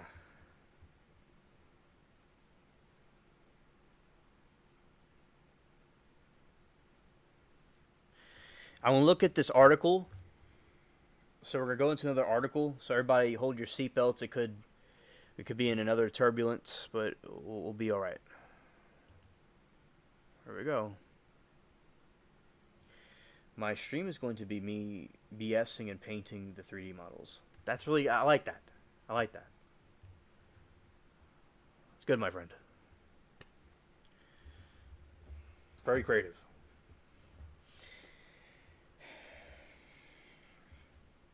I'm glad I met you and the others. Ex-Pentagon official claims U.S. has recovered non-human specimens.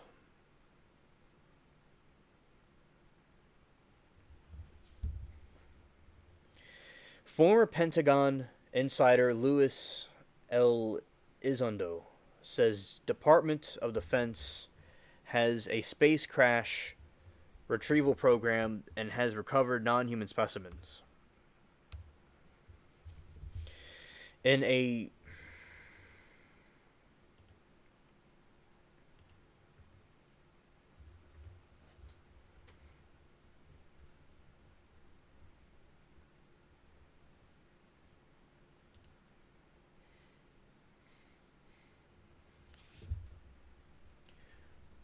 former Pentagon insider Lewis says Department of Defense has a spacecraft retrieval program and has recovered non-human specimens. In a News Nation special, El Izondo reveals more than any Pentagon official has done before, naming the government agencies and aerospace companies he says possesses these alleged spacecraft.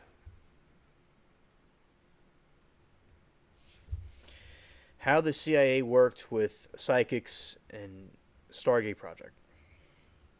They did do that, by the way. Elizondo told News Nation Ross Coulthart that the U.S. government recovered one of the two unidentified anomalous phenomena during Roswell in 1947. The United States has been involved in the recovery of objects, vehicles of unknown origin that are neither from our country or any other foreign country that we're aware of, Elizondo said. Quote, we as a nation have been interested in not only vehicles themselves but occupants of these vehicles, to include biological specimens. We're not alone. We're not alone in this universe. And it's a simple fact. The US government has been aware of the fact for decades.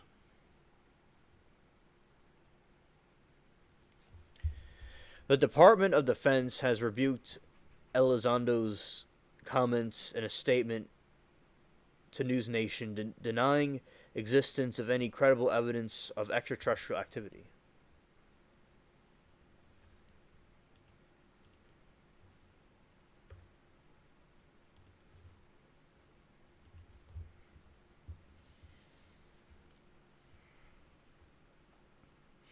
End quote.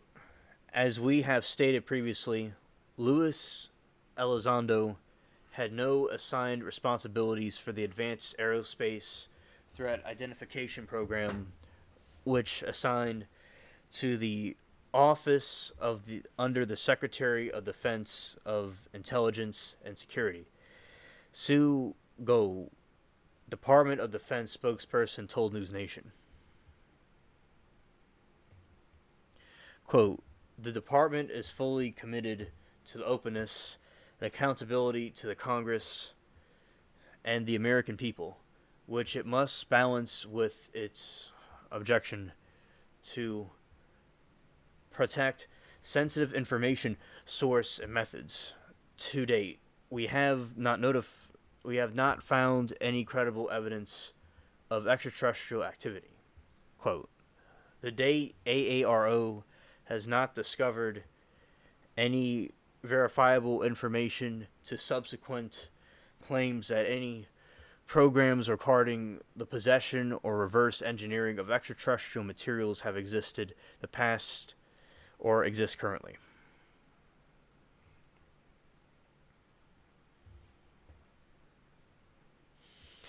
UFO believers push back on the sentiment, contending that the Pentagon's running a disinformation campaign to discredit Elizondo.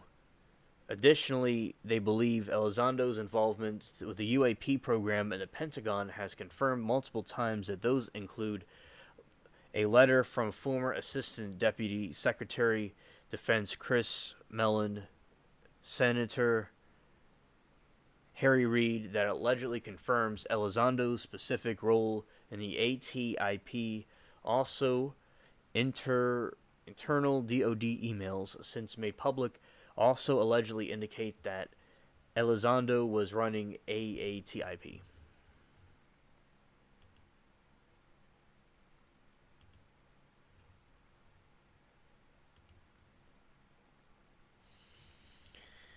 Yeah, so basically what we see here is that they recovered ETs. So, like, say, and people can dispute about what really happened during the crash of Roswell, but the Roswell is an example of possibly like a scenario if a UFO crashes and they recover things from it, specimens from it.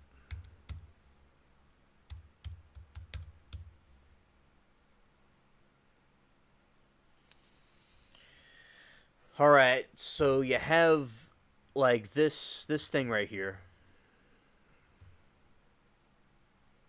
is an example of, say, like an alien crashes and they catch these things, they find them inside, and that's what, they recover those things from the crash.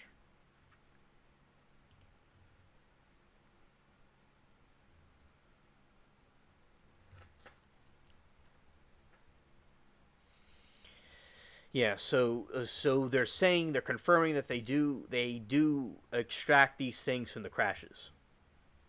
So I think that is very interesting for the whistleblower to come out and talk about it, because they don't really talk about it. They don't really talk about that much. They try to just brush it under the rug.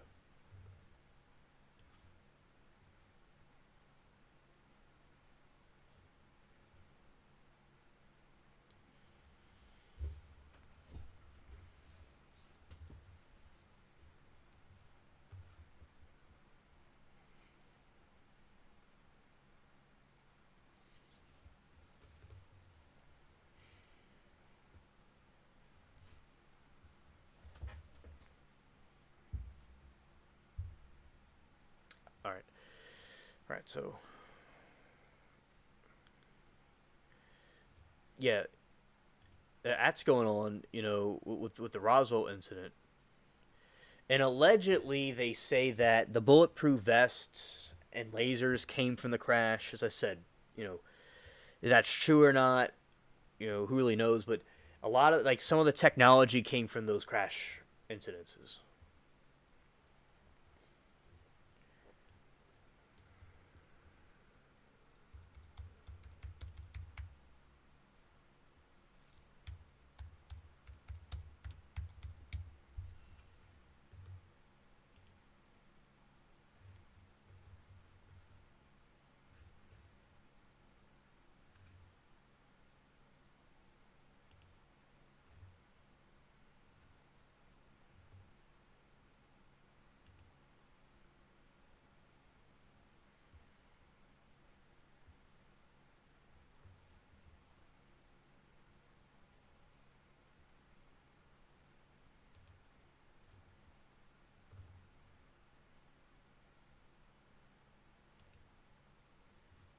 All right, here's a little ghost story. All right, here we go. So, Black Lady of Bradley Woods. The Black Lady of Bradley Woods is a ghost which reportedly haunts the woods near the village of Bradley, Lincolnshire, England. Alleged eyewitnesses have described her as being young, pretty, around 5'6", tall, dressed in a flowing black cloak and a black hood that obscures her hair but relieves her mournful, pale, tear-soaked face. According according to the legend, she has never harmed anyone and has only ever proved to be pitiful, if unnerving sight.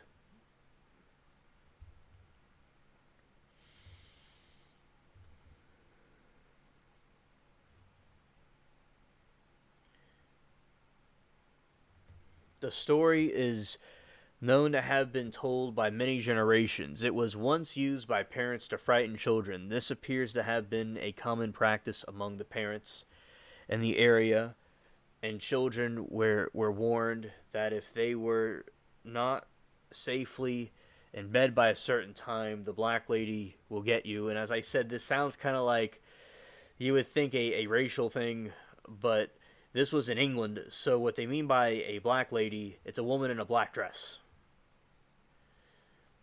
And yeah, one theory that has been put forward is that Black Lady is the gift of a nun, is a ghost of a nun, not a gift of a nun, because that wouldn't make any sense, but a ghost of a nun.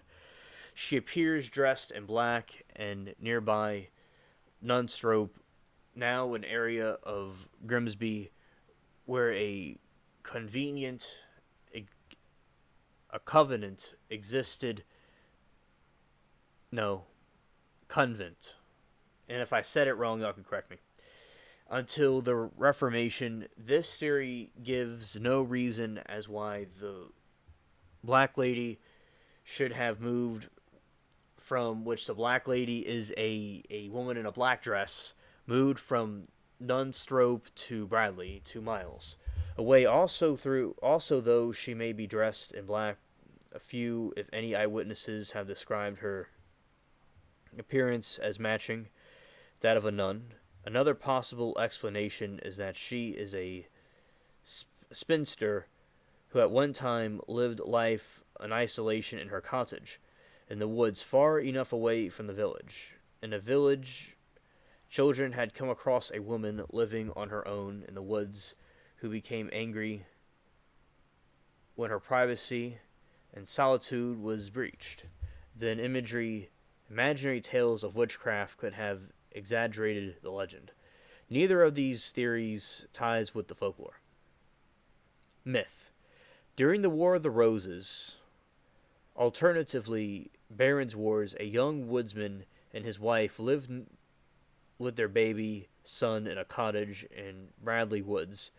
Eventually, the woodsman left his family to fight, leaving his wife to bring up the baby alone After many months, there was no news of the woodsman. Every day, she held her child and walked to the edge of the woods, waiting for the sight of her husband coming home from the wars, until one day the enemy army crossed the Humber and marched through the area on the way to attack Lincoln.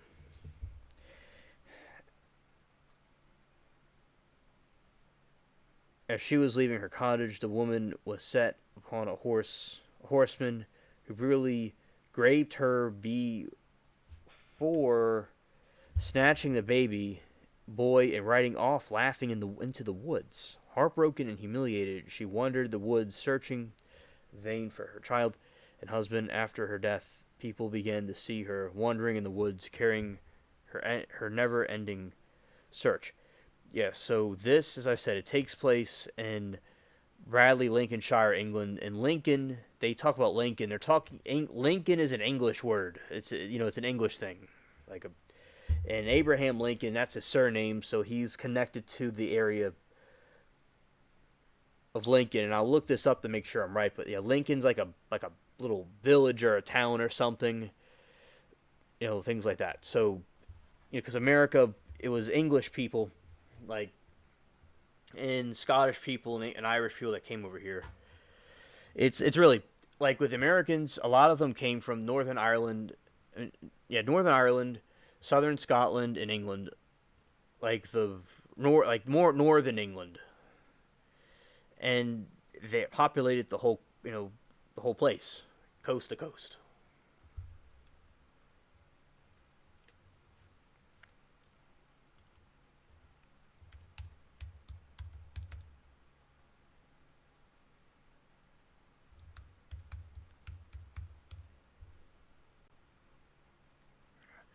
Okay, Lincoln is a city in the English East Midlands. So Lincoln is a city. So Abraham Lincoln's ancestors were from that city, in my opinion. And they chose that as their surname. So you have people that name themselves after that part of the place they came from. It looks a lot like Germany because, England is, they were a Germanic people. And this is the precise area. The orange dot on the screen, make sure y'all could see that. Yeah, the orange dot, that's where Lincoln's from. It's kind of like the lower middle part of England.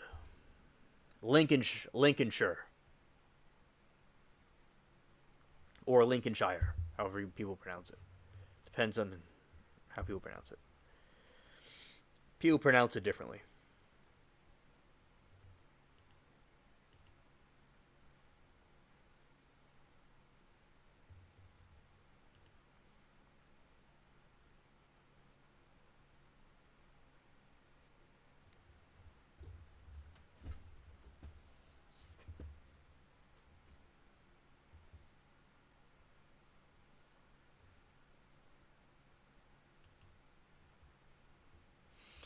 And that's a castle there. It's pretty cool.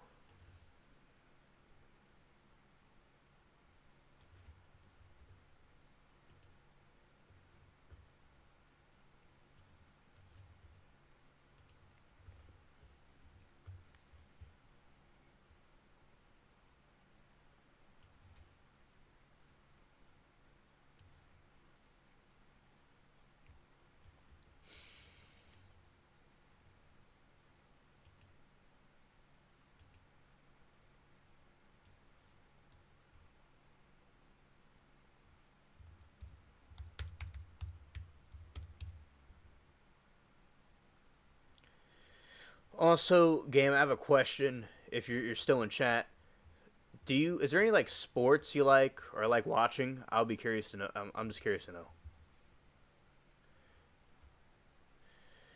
And like, cause down here, they like football, like the Saints and stuff like that. And so in the Young Thug trial, they're just reviewing evidence and they're disputing different things. That's what they're doing in that trial right now. And one of the attorneys got really fired up, and she had to go calm him down.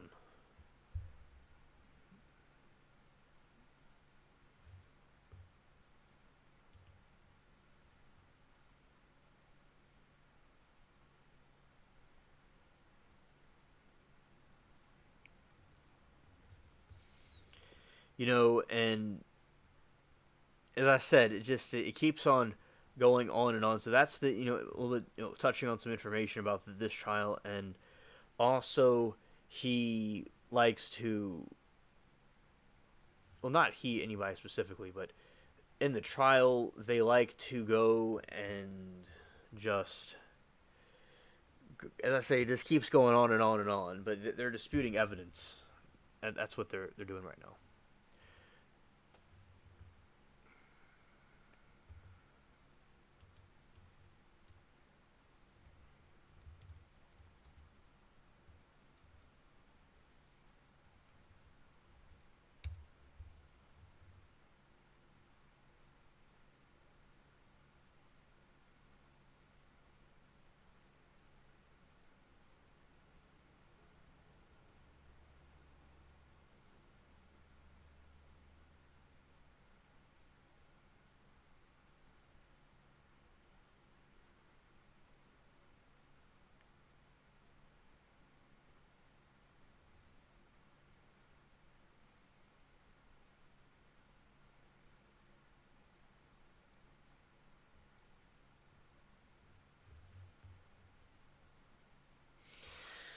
All right.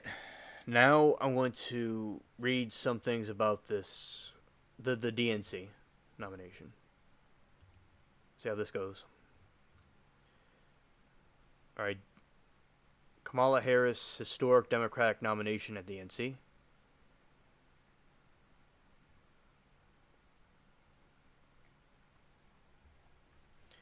Kamala Harris promised Americans a future that neither Trump nor Joe Biden could deliver, showing how profoundly she has changed in the 2024 election.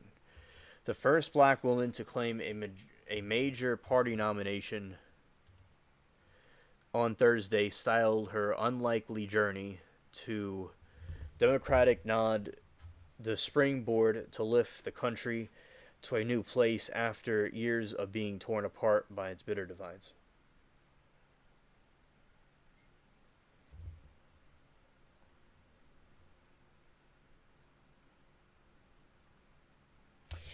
Oh, okay, Gam.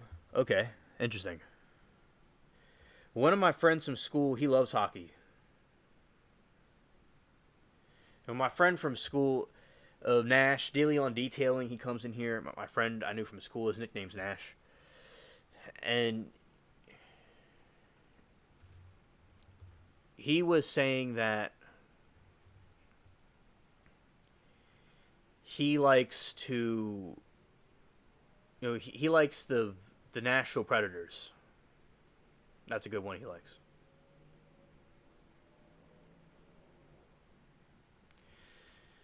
The first black woman, okay, the vice president offered voters a clear choice in a steady, patriotic, democratic national convention address. Americans can take the road of chaos and calamity in a new term under Trump, whom she called a unserious man who nevertheless poses a serious threat to democracy and basic American freedoms. Or Harris said, the country can recommit to values she invokes in detailing her upbringing as a daughter of migrant, nurtured by a loving California community, unofficial aunts emphasized by freedom, opportunity, compassion, dignity, and fairness, and endless possibilities. Instead of Trump's American carnage, she claims, and the threats of retribution, Harris is presented herself as the catalyst for America's quintessential capacity to renew itself. She leveraged her past as a prosecutor, pledging to always be for the people while accusing Republican nominees of serving only the client he has ever had himself.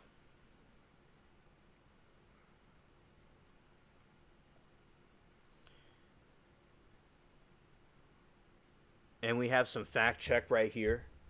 Let's see how they said it. Vice President Kamala Harris said Thursday if Donald Trump were to become president again, he and his allies would limit the access to birth control and ban medicine, abortion, and simply put, she said they are out of their minds. Fact check. Harris making a prediction that we can definitely fact check, but Trump himself has not, during the campaign, endorsed these policies she said he would implement as president. Many of his policies are proposed in Project 2025, a conservative to think that tanks of the policy preferred for Republican administration. And Trump wrote on True Social, I do not limit access to birth control or IVF. That is a lie. These are false stories that she's making up that I've never even heard of. It's just words coming out of her mouth. All right, so CNN is saying that, yeah, he didn't say anything about abortion.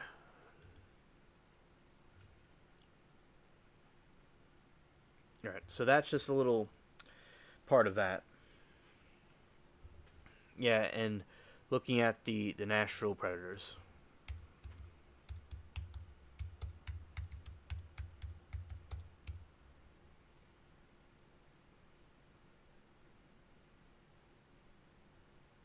Oh, okay, Gam. Okay, Gam. This is what my buddy likes. He has the Nashville merch, and also he likes to do the skating. I mean, not the skating, but he's done the ice skating. But he one time he tried that. He went on their, I don't know what you call it. He went on their ice, and he accidentally fell and hurt his ankle and broke it. But basically, though, he likes ice hockey a lot. You know, down here they don't really do that down here anymore. They don't really do that. And also, what they were doing was with ice hockey. They used to have it down here a long time ago, but not anymore. And let's look up your team.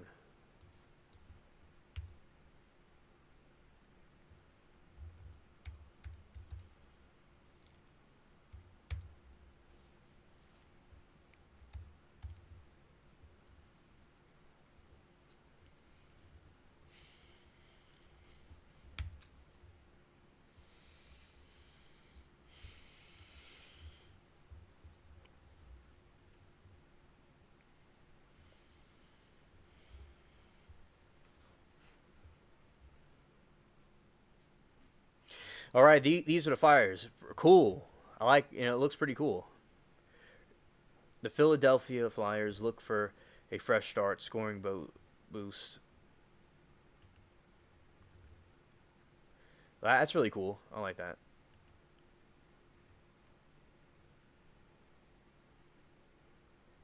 This is from 2023. The Flyers are the most interesting team nobody's talking about. This is from 2023. This is kind of old news, but I'm going to read about it. It's interesting to see what's going on with them. Coming into 2023 to 2024, the most interesting thing about Philadelphia Flyers seemed likely to be the performance of the top prospect of Mativ Michikov, an 18-year-old playing on another continent, while Michikov remains fascinating. The NHL squad that drafted him has become extremely compelling as well. The Flyers' 3-2-1 record doesn't jump off the page, but a quick look under the hood reveals Philadelphia is onto something.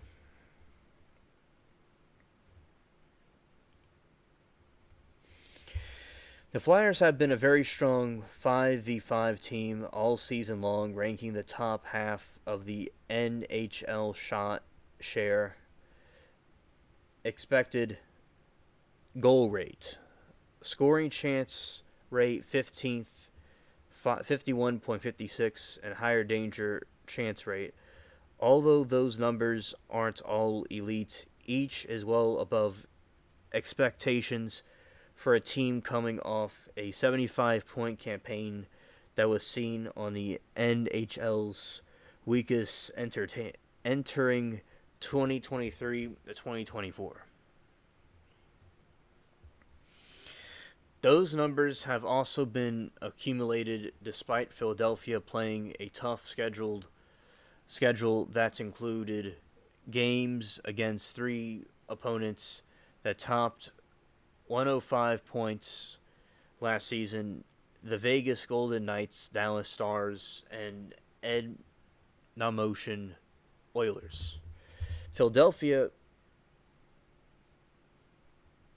is one of just two teams to get within a single goal of Vegas, with the other team being the Stars. The Flyers managed to take Dallas to overtime on the road. If the Flyers had been able to get anything out of the league worst power play that converted on just 5% of its opportunities, they might have pulled off a shocking result or two. A major driving force behind Philadelphia's surprisingly strong start has been the return of Sean Couturier and Cam Atkinson. Both players missed all last season due to the injury, which combined age of 64. It was unclear what they'd offer upon the returns. Okay, I will. All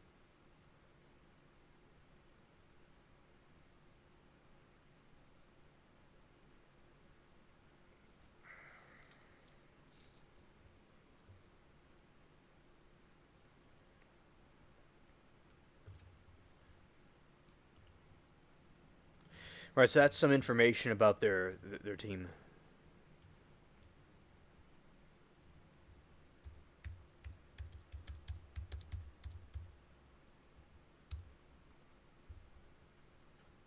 I didn't mean to do that.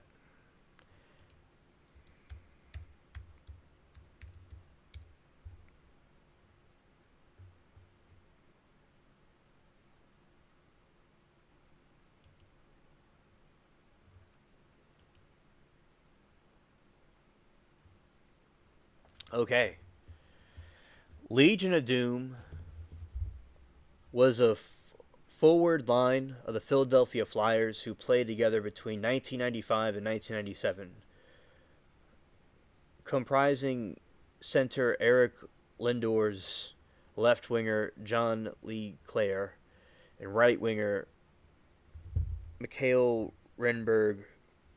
They were given this name not only for their offensive play, but also their ability to dominate games physically. Each of the three were 6'2" or taller and weighed over 230 pounds.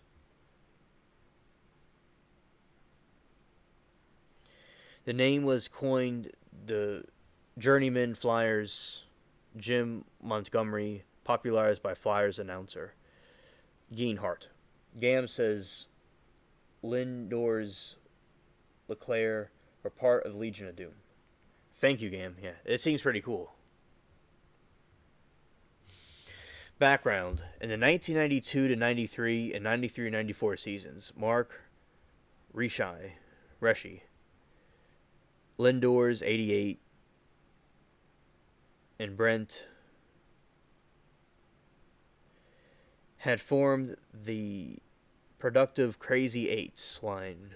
Renberg split his time playing the left wing with Lindros,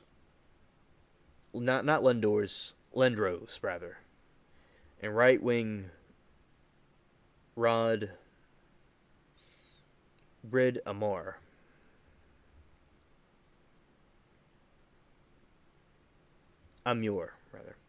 Despite strong start to the 1993 to 94 season and emergent talents such as Lindros, Renberg, the Flyers fell apart in the second half of the year and narrowly missing the playoffs, the fifth consecutive time that the club didn't reach the postseason.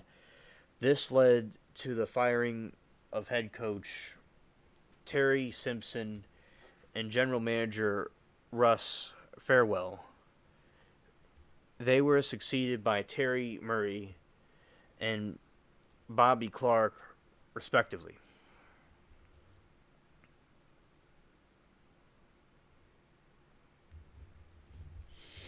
Formation. The line was formed in the lockout shortened 94 to 95 season when Montreal Canadiens traded John Leclerc and Eric.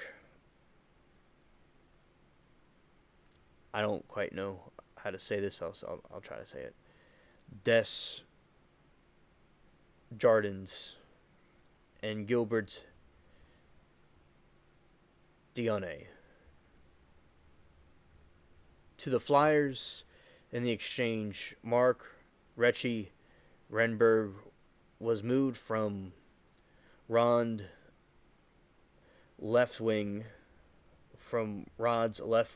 and placed in Lindros' right wing. Murray then placed Leclerc as a left wing from the trio. Leclerc was expected to use his physical prowess to make room for Lindros and went to exceed all expectations. Leclerc's scoring totals jumped dramatically compared with his time with the Canadiens.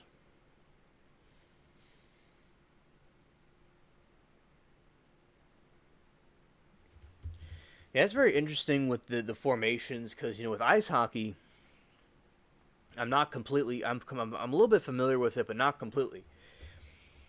Yeah, they would have to have a formation so they could do their thing. And that's really interesting that they had this group that did that.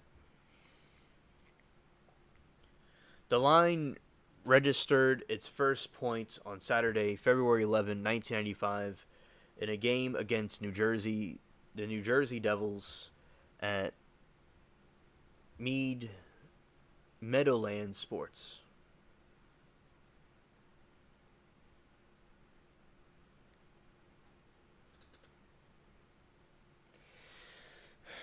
Hola, Senior DJ. Good to see you. Brid Amor. Thank you, Gam, for pronunciations.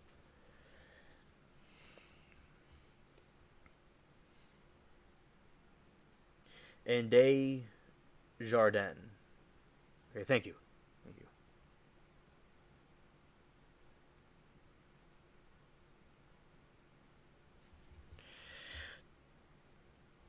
The line made immediate impact as it helped the Flyers defeat the Devils 3-1. Before formation of the line, the Flyers had struggled out of the gate, going only 3-7-1 through their first 11 games while being outscored 34-22. However, in their final 37 games, including the one on February 11 against the Devils, the Flyers went 25-9-3, outscored their opponents 128-98 en route to capturing the Atlantic Division title and the appearance in the Eastern Conference Finals, a 6-game loss to the Devils. Gam says the Flyers' nickname is the Broad Street Bullies.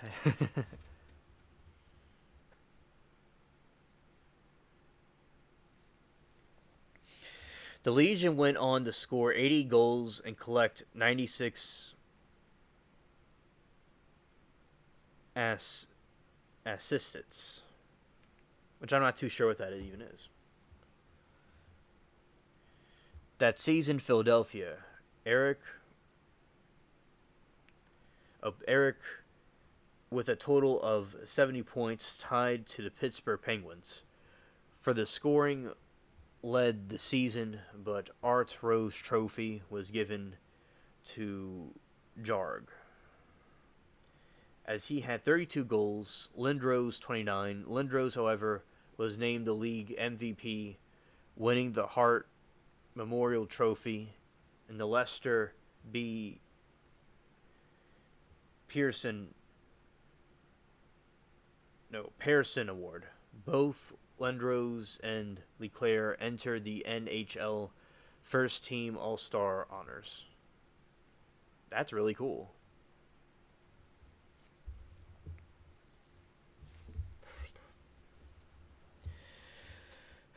The Lions stayed together for the 1995 96 season, which would turn out to be their most productive as they scored 121 goals and picked up 134 assists. 1997 Stanley Cup Finals. Their last season together was 96 and 97, where they scored 104 goals and collected 137 assists. The Legion's offensive production was down to injuries to Renberg. They also led Philadelphia Flyers to the 97 Stanley Cup Finals, collecting 26 goals and 32 assists in their playoff run as they beat the Pittsburgh Penguins, the Buffalo Sabres, and New York Rangers in 5 games each. That's incredible. However, they were upset at the Detroit Red Wings, who swept them 4 games to none. Detroit had a coach, Bauman, surprised Flyers head coach Terry Murray by using the finesse-oriented defense, pairing Nicholas and Larry rather than the rugged Vladimir against the Legion of Doom. Lidstrom and Murphy's puck-handling abilities helped them neutralize Philadelphia's vaunted forechecking. Leclerc and Lendrose only scored the goal each during the finals series. Leclerc scored the Flyers' only goal as they lost 6-1 game 3, while Lendrose finally managed to put the puck in the net during the dying seconds of the game. 4 cut, the Wings led 2-1.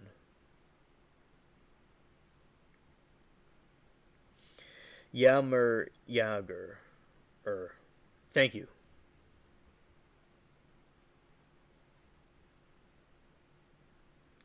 Lindros. Okay, thank you. Thank you.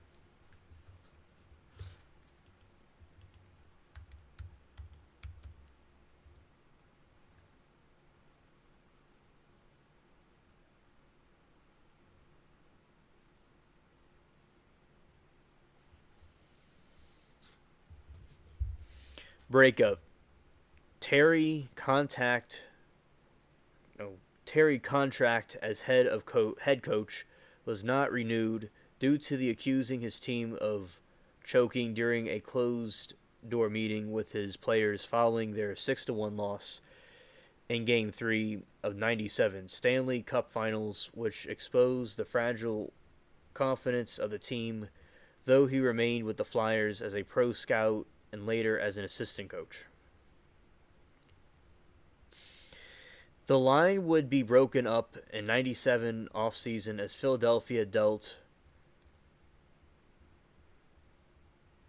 Renberg in exchange. Chris Garton and Lindros and Leclerc still played on the same line next to 3 seasons, with players such as Kenneth Jones at right wing. Latter Renberg would return to Philadelphia for exactly the same trade, which would send Granton back to the Tampa Bay Lightning, although Renberg returned. Original Legion of Doom did not, for Renberg could never make it past the third forward line.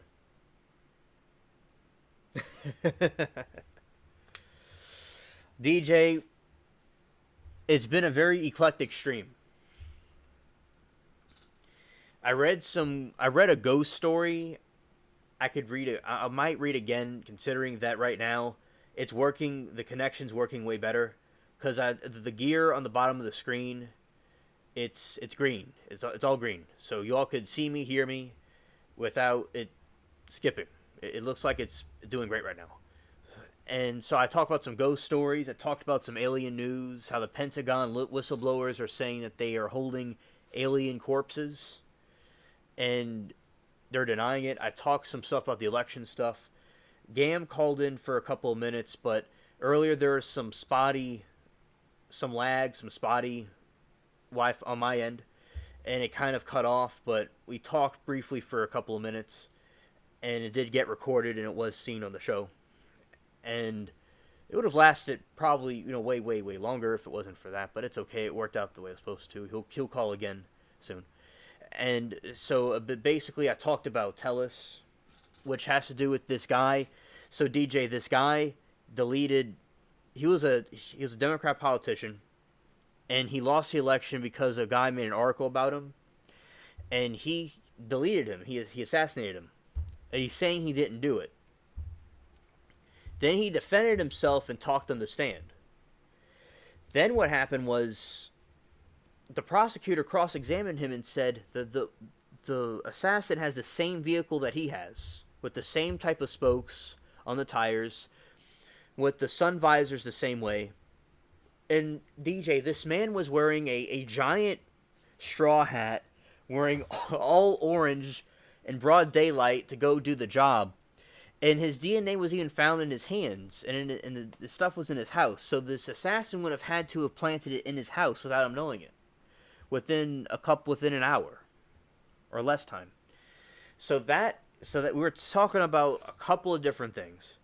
But right now, because I like talking about movies, sports, and stuff, and I want to bring that back into the streams because I've not done that in a very long time. But my streams have been doing great. It's been doing great with the topics, but also this is something that I talked about in the beginning as well. All right. So, speak of me saying about the way it's looking. It's kind of going sideways right now. When I mentioned it was green, so that was kind of funny. Right when I mentioned that, it was this. Oh, now it's coming back up. It's come back. I don't know. It's kind of funny, but anyway. Yes, so right now we're talking about hockey. We're talking about hockey right now. Because I was talking about sports, and Gam was saying that he liked hockey, and one of my friends like hockey, so I'm just interested in learning about these different things. So we're talking about hockey at the moment. Yeah, that's true. So shout out to all of y'all. I appreciate everybody. The line would be broken up in the 97 offseason as Philadelphia dealt with Renberg in exchange for Chris Gratton, Lindros, and Leclerc still played on the same line for the next 3 seasons, with players such as Keith Jones at right wing.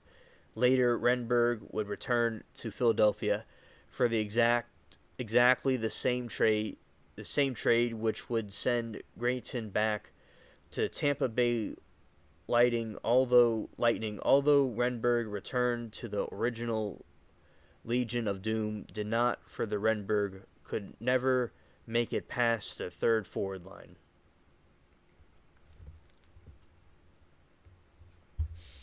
Mark Recchi returned the Flyers midway through the 98-99 season and again became the team's leading scorer. Lindros missed the end of 99 to 2000 season with a conclusion, so the Flyers traded Keith Premu, which, if I said it wrong, y'all could correct me, who played a physical forward role similar to Lindros, and Lindros only returned at the end of the playoffs. That turned out to be his last game with the Flyers, as he held out by following the season over a contract dispute and was sent to the New York Rangers for 2001 and 2002. LeClaire was brought out by the Flyers following 2004-2005 lockout and signed with Pittsburgh Penguins. All the way to December 2011, Lindros and LeClaire played as two-thirds of the Legion of Doom at the Philadelphia Flyers and New York Rangers alumni game in Philadelphia at the Citizens Bank Park on January 14, 2017. All three members of the Legion of Doom played together for the first time since Renberg's trade during the Flyers alumni game against Penguins alumni. That's really cool. I like that. I like that story. That was a nice story.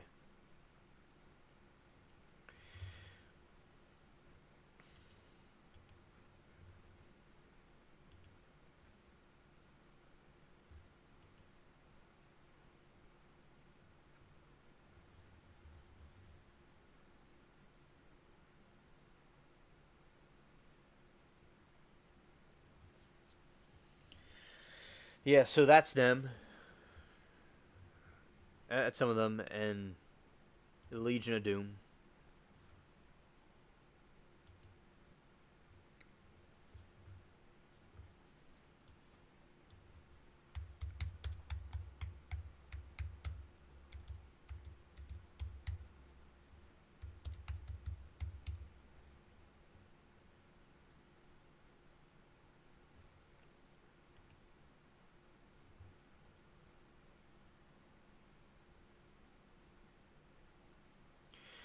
Looks like in Baton Rouge they might have something, but yeah, so they had the Ice Hockey Gators.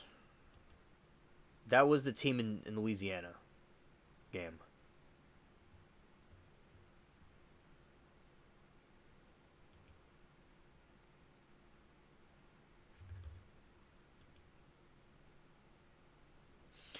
Louisiana Drillers, North American Tier Hockey League. Louisiana has many failed attempts to expand in ice hockey within its borders, while many teams have met unfortunate ends. A concerned effort has allowed a few teams to establish themselves in the state.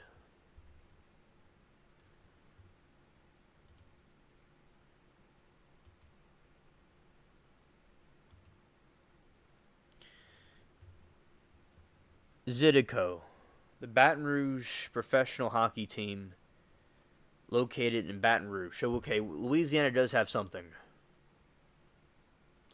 It was founded in 2023. Okay, so Louisiana does have one.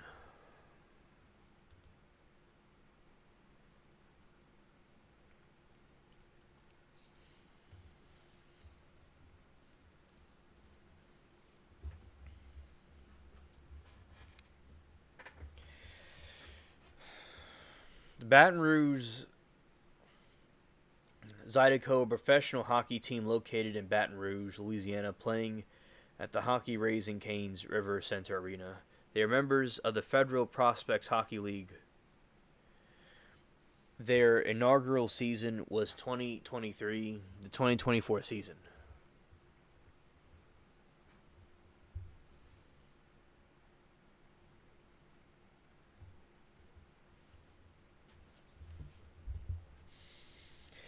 In 2022, nearly 20 years after the Baton Rouge Kingfish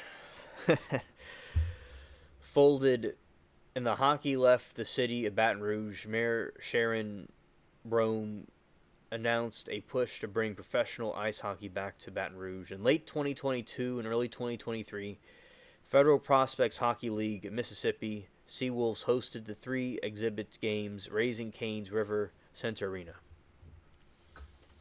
with the Carolina Thunderbirds. Synchronicity, everybody. I was just talking about the Thunderbirds, the cryptid.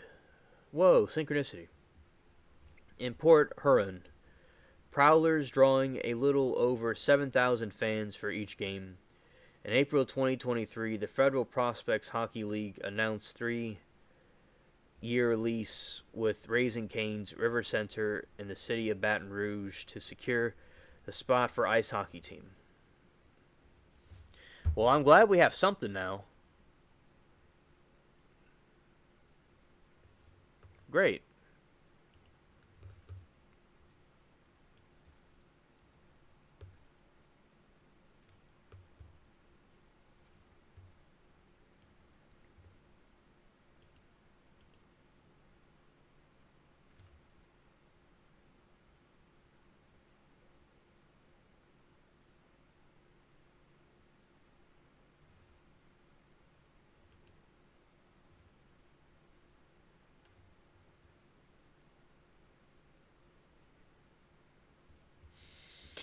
New Orleans Spirits are a professional ice hockey team based in New Orleans, Louisiana, the USA.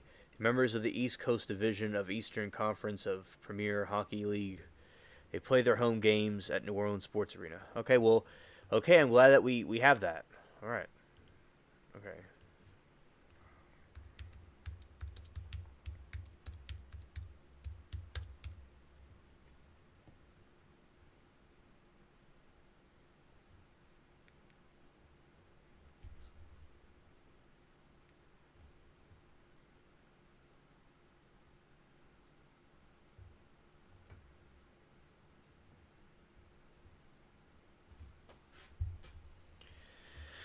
Okay. All right. I didn't. I was not aware of Raising Cane's Arena, but that's cool. They have that.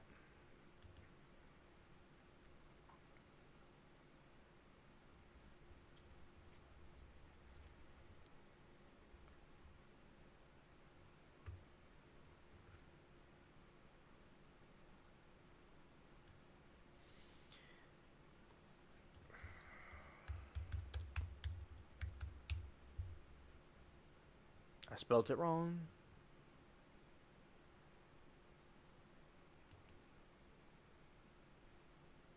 All right. It's pretty cool. Okay. Something interesting. There's like a canoe sport.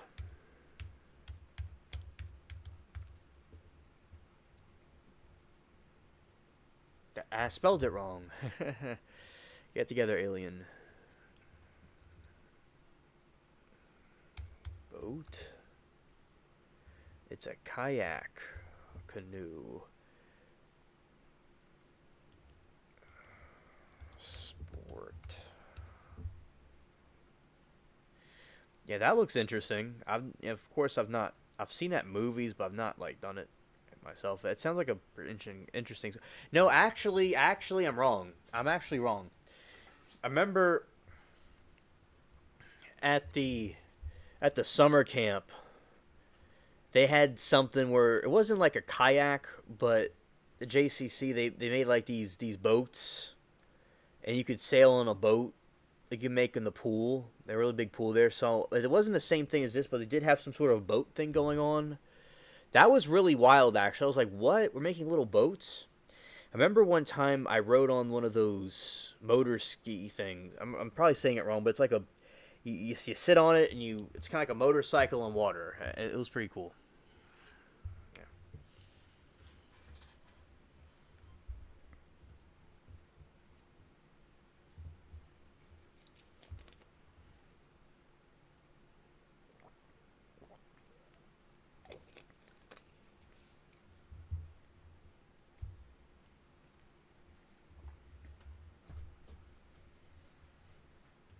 The canoe sport is canoe sprint. Canoeing. All right, that's pretty cool. I like boats.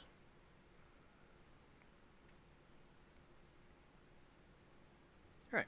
Anyway,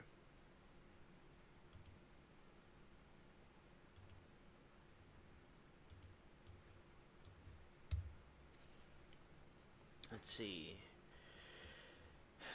We'll review some things again. All right, DJ. I'm gonna read this story a couple of times throughout the spooky time period. But so basically, I was talking about the Black Lady of Bradley Woods, but it's not a black woman. It's a woman wearing black. All right.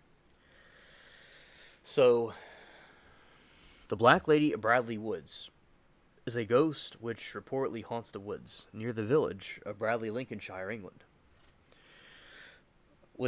Abraham Lincoln, his origins were from Lincolnshire. That's where his last name comes from. Alleged eyewitnesses have described her as being a young, pretty lady around 5'6", tall, dressed in a flowing black cloak and black hood that obscures her hair but reveals her mournful, pale, tear-soaked face.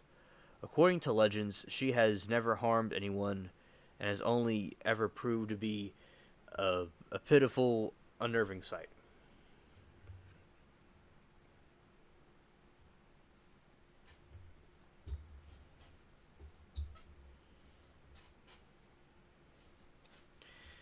The story is known to have been told for many generations. It was once used by parents of frightened children.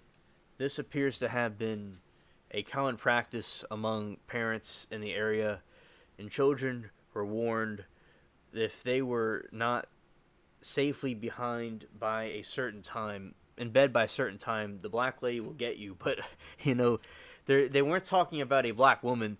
They're talking about a woman wearing a black dress. But it's kind of funny reading this from this American perspective.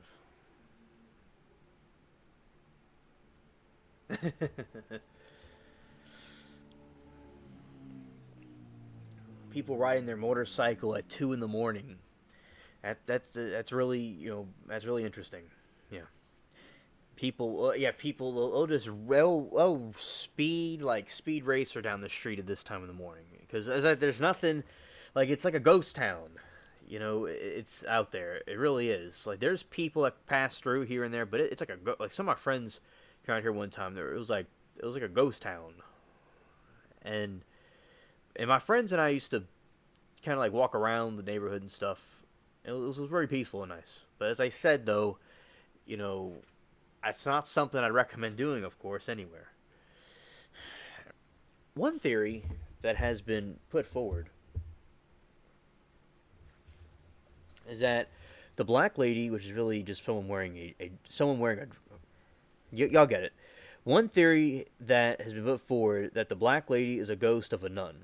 She appears dressed in black in a nearby nunstrope, now an area of Grimsby, where a convent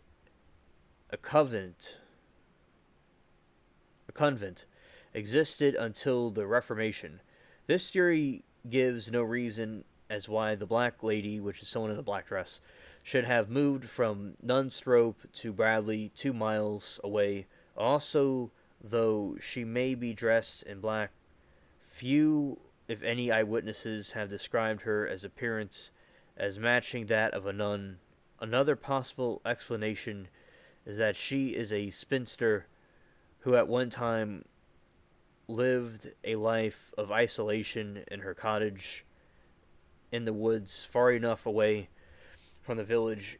If the village children had come across a woman living in her own in the woods who became angry when her privacy with solitude was breached, then imaginary tales of witchcraft could have exaggerated the legend. Neither of these theories ties with the folklore, the myth. During the War of the Roses, which was in the year 1455, this legend goes back a really, really long time ago. During the War of the Roses, or alternatively the Barons' Wars, a young woodsman and his wife lived with their baby son in a cottage in Bradley Woods. Eventually, the woodsman left his family to fight, leaving his wife to bring up the baby alone. After many months, there was no news of the woodsman. Every day she held her child and walked to the edge of the woods, waiting for the sight of her husband coming home from the wars, until one day the enemy army crossed the Humber and marched through the area on the way to attack Lincoln.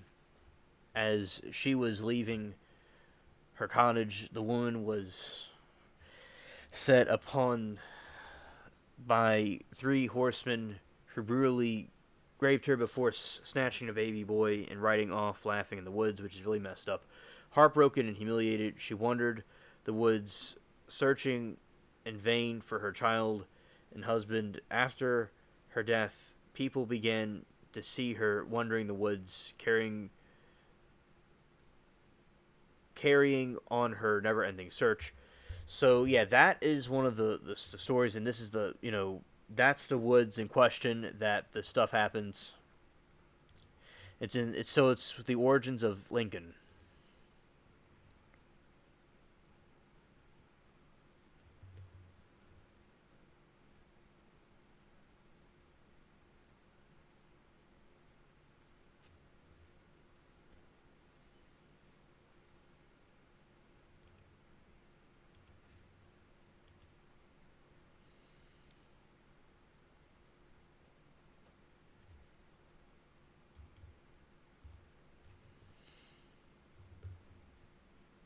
All right.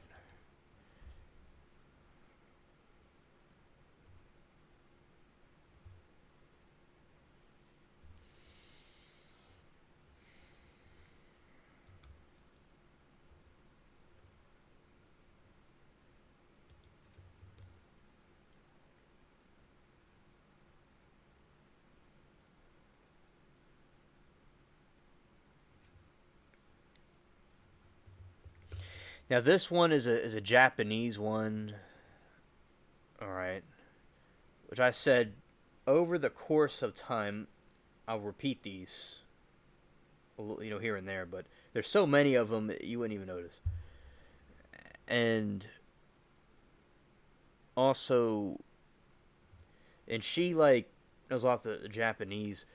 I might do this one when she's with us in the chat. She's probably listening to it right now. It's possible. Shout to her, but I'll do that like when she's in the chat to see if the pronunciations for those, because she's very, very good with that. Because she's over there. So we'll go to another one. And so this is like, as I said, this is like a kind of warm up to what we're going to be getting into, because the whole streams Gam and them are going to be all about these things. All right.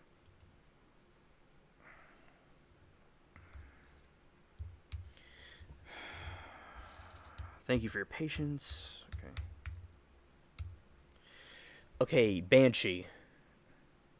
A woman of the fairy mound is a female spirit in Irish folklore who heralds the death of a family member, usually by screaming and wailing, shrieking, or keening.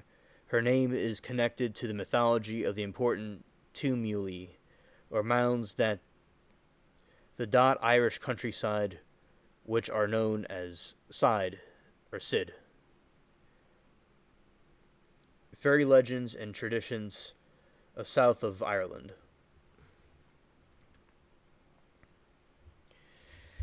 Description. Sometimes she has long streaming hair, which she may be seen combing, with some legends specifying she can only keen while combing her hair. She wears a gray cloak over a green dress, and her eyes are red from continual reaping. She may be dressed in white, with red hair and ghastly complexion, according to the first-hand account by Anne Lady Fan Shui. On her memorials, Lady Willed, and her books provide others. The size of Banshee is another physical feature that differs between regional accounts, though some accounts of her standing unnaturally tall are recorded in the majority of the tales that describe her height state that Banshee stature is short, anywhere between 1 foot and 4 feet. Her exceptional shortness often goes alongside the description of her as an old woman, though it may also be intended to emphasize her state as a fairy creature, like, the cryptids and stuff I talk about. Sometimes the Banshee assumes the form of some sweet-seeing virgin of the family who was deleted young and has been given the mission by invisible powers to become a harbinger of coming doom to her mortal kindred. Or she may be seen as a night of shrouded woman, crouched beneath the tree, laminating with veiled face, or flying past the moonlight, crying bitterly, and crying to the spirits mournful beyond all other sounds on earth, and beckons certainly death, and some members of the family whenever it is heard the silence of the night. That is really spooky.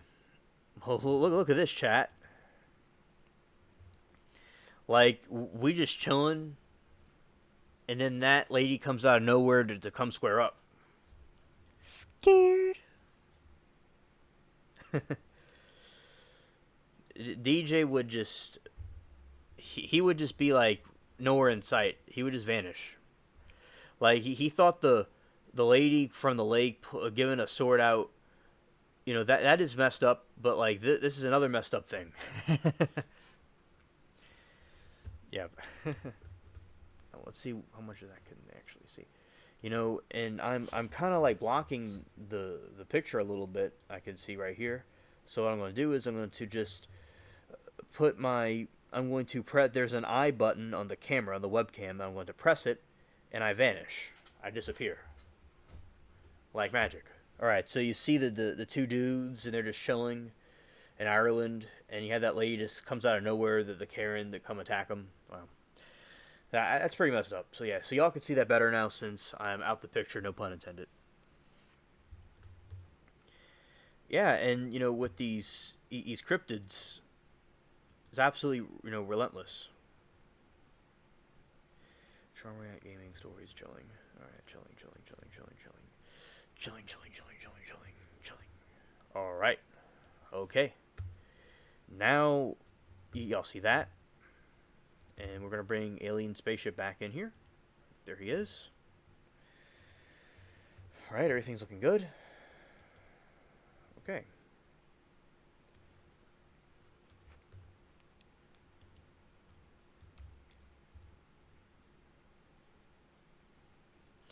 Ireland and parts of Scotland too.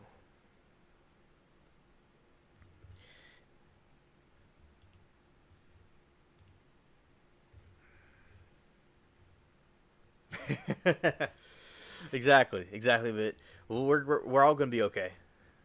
We'll be we will overcome the Karens. They will not mess with us.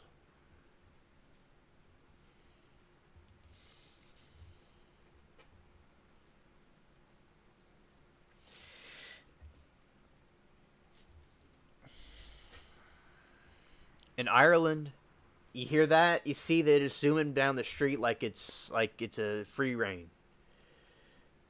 In Ireland and parts of Scotland, a traditional part of mourning is keening women who wails and laments produce the Irish dialects of Munster and Galway. Irish legend speaks of a lament being sung by a fairy woman or banshee. She would be singing it with a family member and died or was about to die, even if the person had died far away and news of the death had not come yet. In those cases, her wailing would be the first warning of the household had the death. The banshee is also a predecessor of death. If someone is... I'm sorry, I'm laughing. I know it's kind of inappropriate, but I'm thinking of something totally different. Earlier in the trial today, bro, isn't that something crazy? Gam, that's some synchronicity right there. Whoa.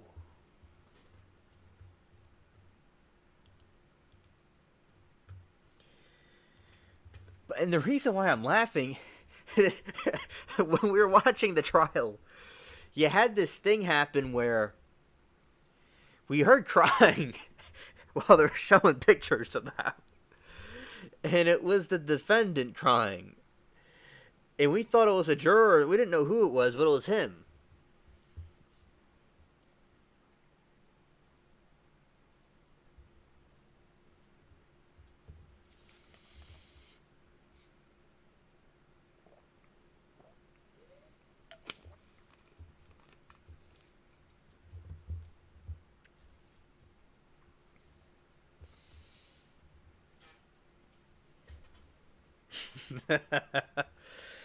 things my mind thinks of. Okay, yeah, he has one of the 3D prints of Banshee.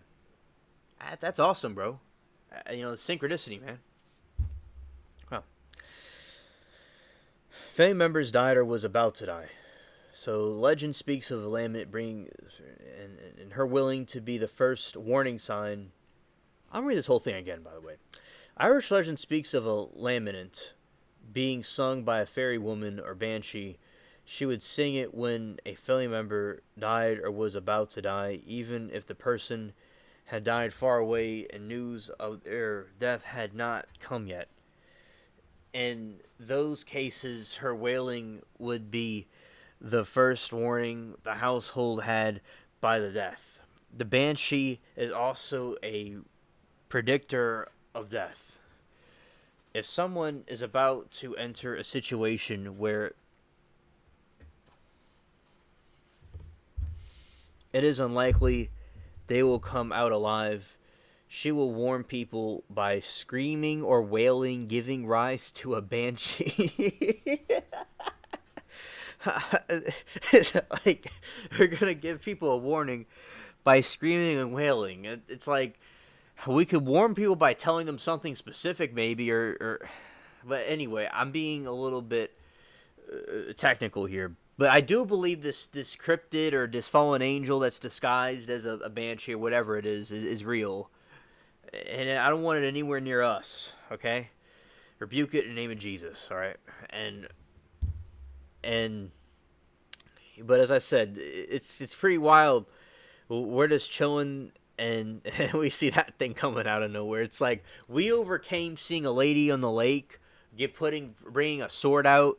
Now we have to deal with this other one coming out of nowhere and screaming and wailing. We don't get a break, do we? All right.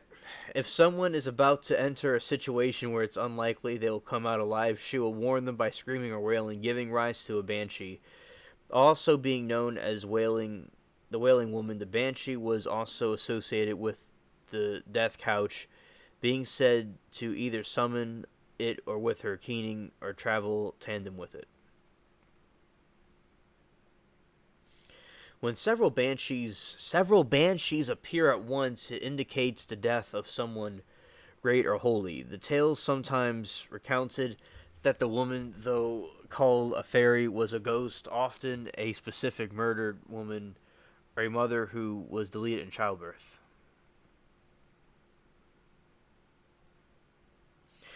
Some parts of Leinster, she is referred to as being Chanity, whose wailing can be piercing that shatters glass. In the Scottish folklore, a similar creature is known Bin Night or Bin Achan. Right.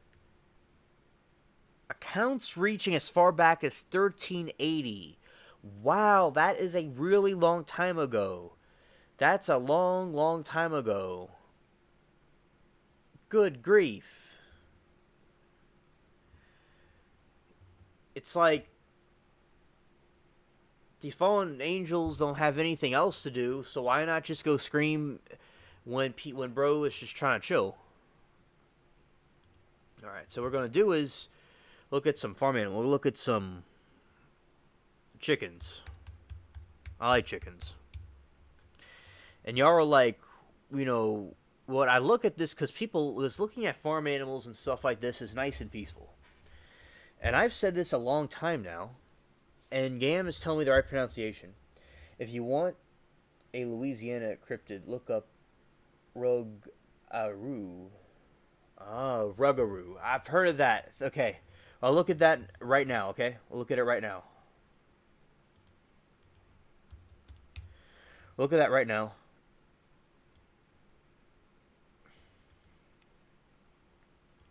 Oh, by the way, these are some chickens. Some cool chickens. I like looking at pictures of farm animals. It's nice. The dude has a full head of hair.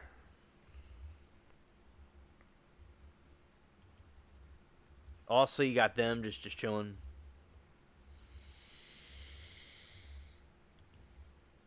You got some chicks.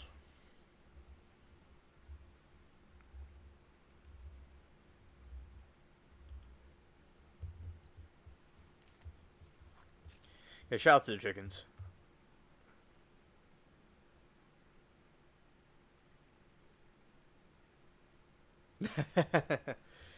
DJ says women seem to be more palatable dressed as professional wrestlers than rip scary robes.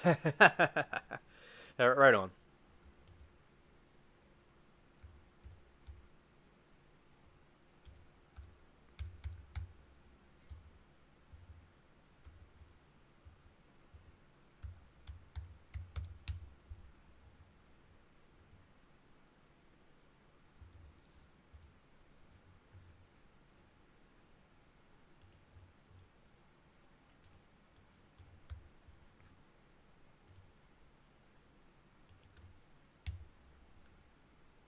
Oh yeah. Oh yeah. Here we go. Look at this right now. All right, we're gonna go through this one too.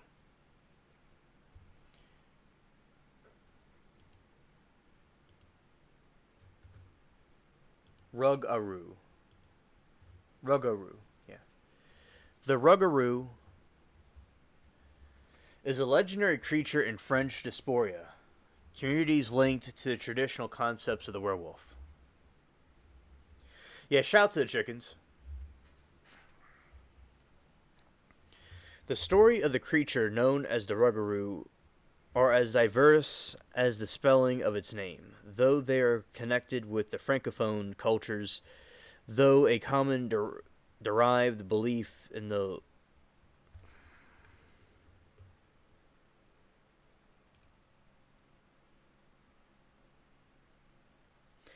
I'm probably going to say this wrong, Lugaru.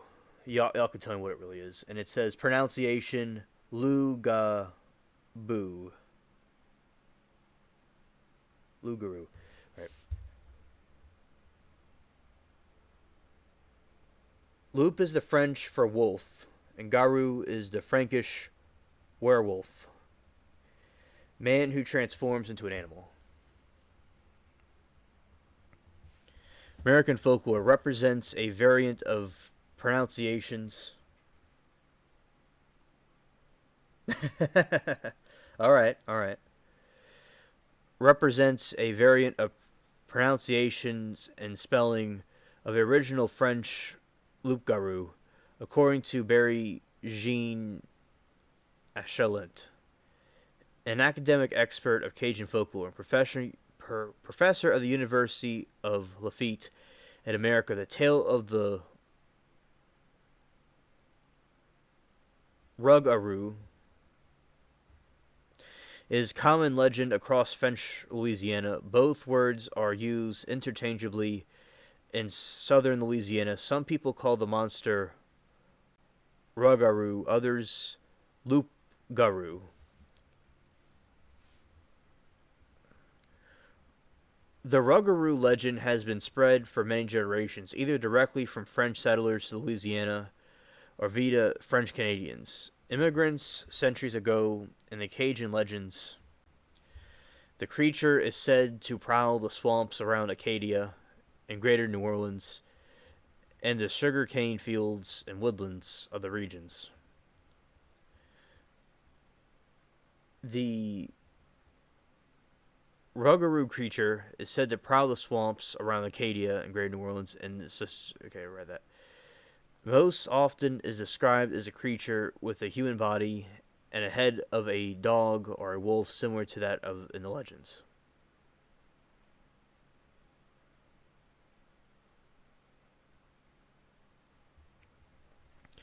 Often the storytelling has been used to inspire fear and obedience. One such example stories that have been told by elders to persuade Cajun children to behave. According to another variant, the wolf-like beast will hunt down and delete Catholics who do not follow the rules of Lent. Well, alright. This coincidence is... I've not been told that one.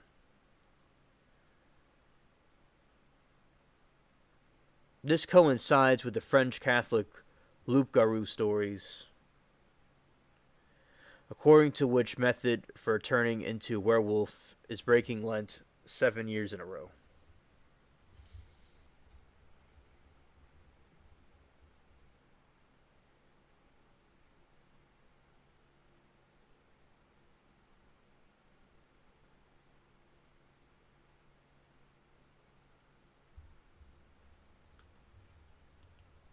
That looks pretty cool.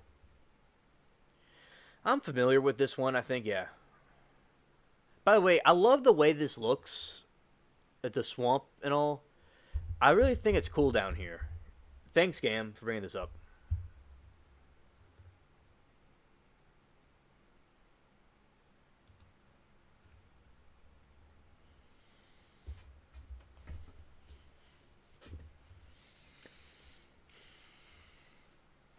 Often the storytelling has been used to inspire fear and obedience. One such example is a story that have been told by elders to persuade. Yeah, I said that already. A common blood-sucking legend says the draws another human's blood. During that day, the creature returns home to human form. Although acting sickly, the human refrains from telling others of the situations for fear of being deleted. Other stories range from the Ruggaroo as a rabbit to the Ruggaroo being delivered from the witchcraft, and the latter claim only a witch can make a Ruggaroo, either by turning into a wolf herself or by cursing others with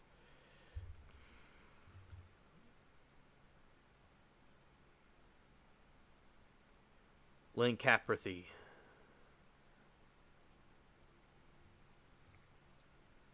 Alright.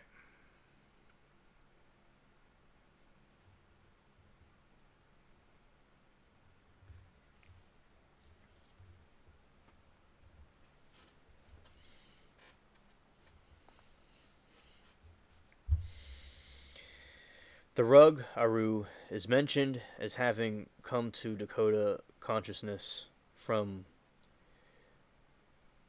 Yo Ojibwa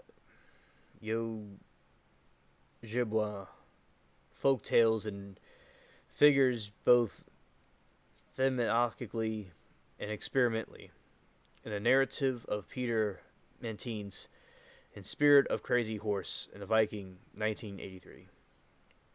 Ruggaroo was a it was Sam Winchester, Dean Winchester had been hunting Supernatural season episode, in popular culture. They're trying to look for it. Lycanthropia. Thank you.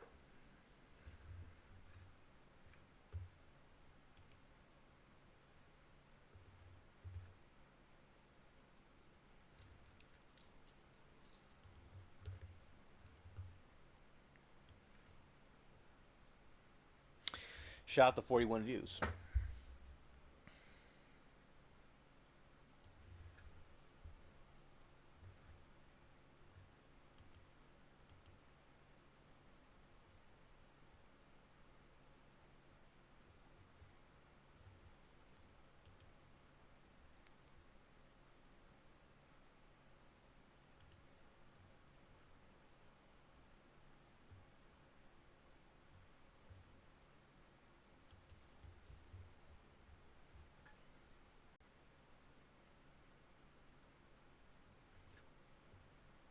All right. All right. This is being goofy for a second. I'm back. Well, that's as I said. I like this. I like this thing they have there. Just it's really cool.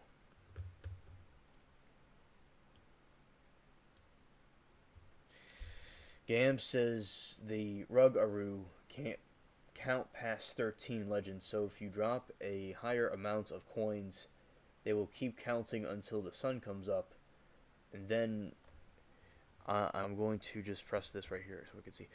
The Ruggaroo can't count past 13 in Legend, so if you drop a higher amount of coins, they will keep counting until the sun comes up and they turn back into human. Oh, okay. I'll keep that in mind. This reminds me from SpongeBob when they had the sea bear, and Patrick and SpongeBob were getting ready for the sea bear, and Squidward just didn't care, and he did everything that made a sea bear angry, and the sea bear mauled him. But like, see, we're in like a circle, and Squidward is gonna have to deal with this werewolf thing because we're the ones that were prepping.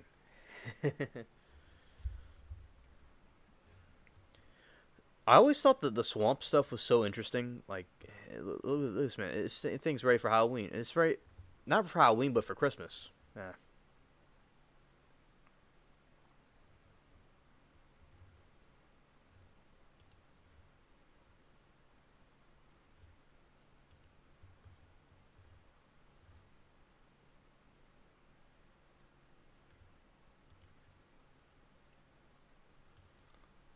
Okay, let's see. Thanks for all the likes and all. I appreciate that. By the way, I'm just reviewing something. Okay, tell us news, chilling, gaming, enjoy all rant. Okay. Well, looks like, you know.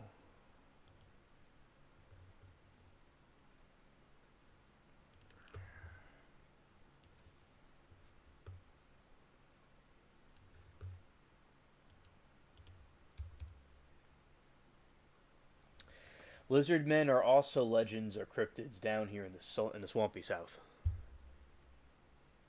All right, all right, all right. Yeah, I would think so. Yeah, yeah.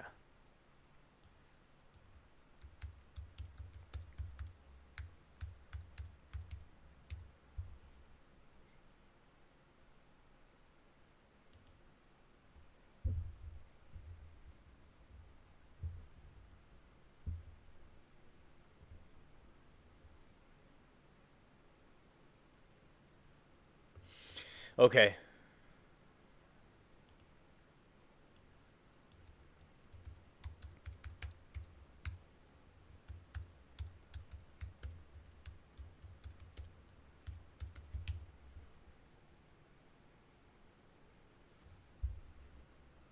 Well, shout out to Gam for this great info. This great info.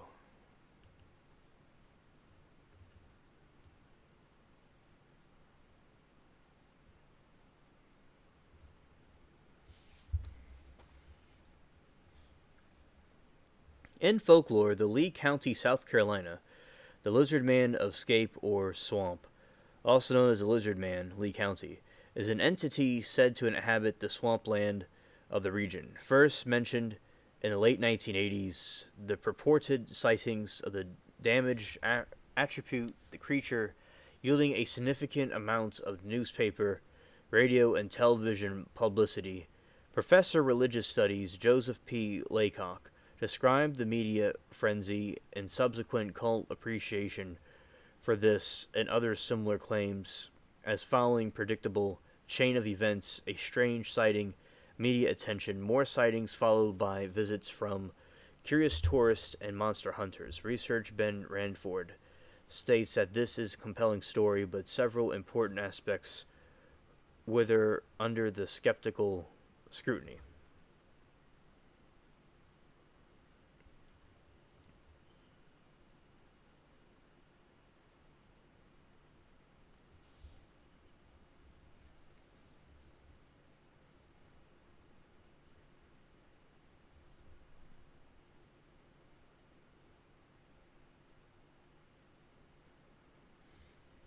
On July 14, the county sheriff's office investigated a report of a car damaged overnight while parking at a home in the area of Browntown outside of Bishopville, South Carolina, on the edges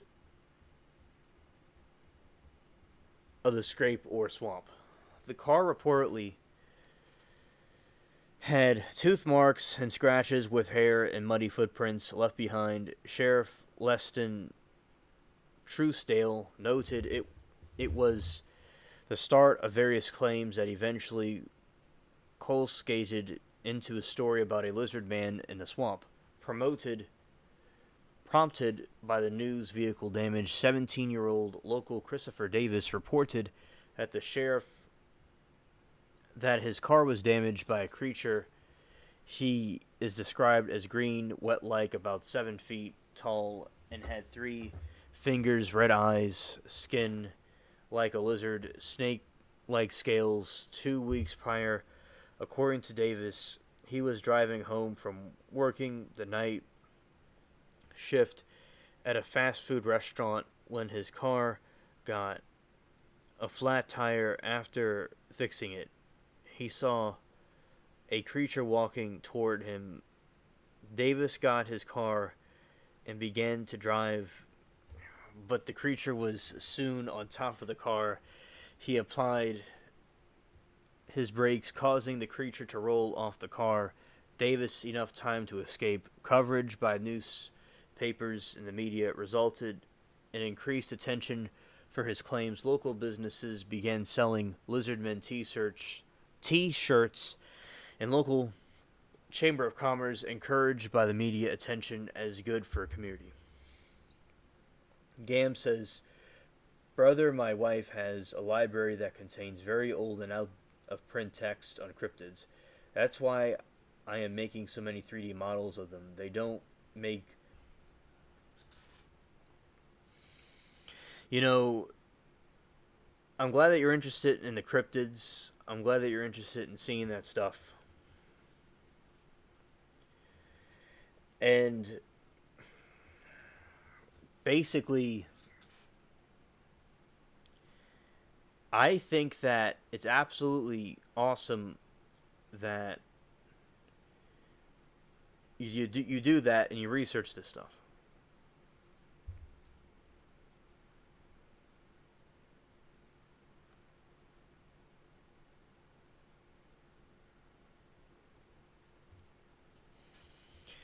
The increase in newspaper and media publicly promoted further reports of sightings and in the area soon by the tourist attraction for visitors and hunters. Local radio stations, WCOS, offered a 1 million reward to anybody who could capture the creature alive. On August 5, Kenneth Orr, an airman stationed at Shaw Air Force Base, filed a police report alleging that he had encountered the lizard man on Highway 15 and he had shot and wounded. He presented several scales and a small quantity of blood as evidence, or recounted the attack. Accounted 2 days later when he was arraigned for unlawful carrying a pistol and a misdemeanor offense of filing a false police report, according to the citing, in order to keep stories about the lizard man in circulation. Reports of the creature gradually declined at the end of the summer. Local enforcement officials speculated that the sightings were likely to have been a bear. In 2008, CNN mentioned the lizard man legend in a story about a couple of Bishopville who reported damage to their vehicle, including blood traces. The blood traces were subsequently followed to be formed a domestic dog, though local sheriff suggests it might have been a coyote or wolf. In 2015, local television station WCIV featured photos and videos claimed by lizard men, allegedly taken by Jim Wilson and other unidentified individuals. In August 2017, South Carolina Emergency Management Division sent regarding possible paranormal activity during the solar eclipse that placed over the area, hinting to people that Lee and Sumter countless should be remain vigilant for sightings of the lizard man.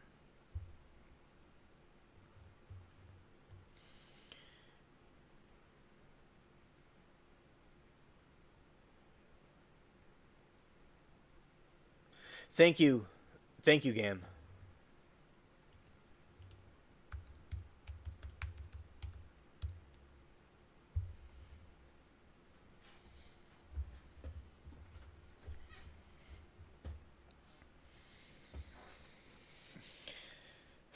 Skeptical investigator Ranford states that details of Chris Davis' story do not hold up under scrutiny.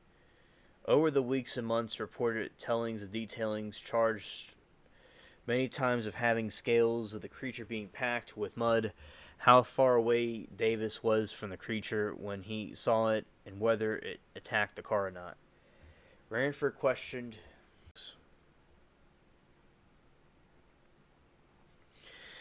the creature in the shadows while he was closing the trunk of his car.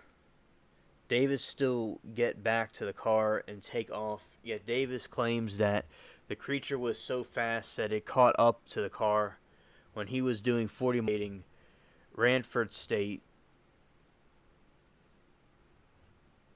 the polygraph test administered to Davis may have been a publicity stunt by Southern Marketing Inc. Company arranging personal appearances for Davis. Another curious issue was that there are no photographs damage to Davis's car which provide some evidence that something happened.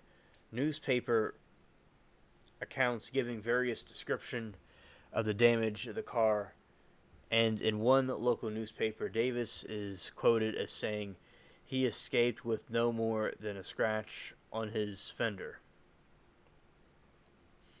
Ranford states that Davis reports is quite literally incredible, riddled with both implausibilities and impossibilities. It may be sincere or it may be a hoax, but in either event, no hard evidence of the creature has been found.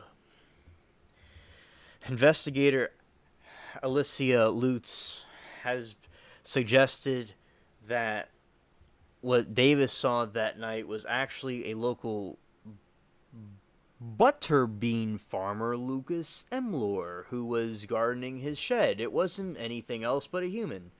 The night after the thefts, Elmore claimed he had heard a car tire blow out. I think it was a thief walked up to the road in front of them. And then they screamed and took off when they saw him. As I said, I believe that it's likely something real.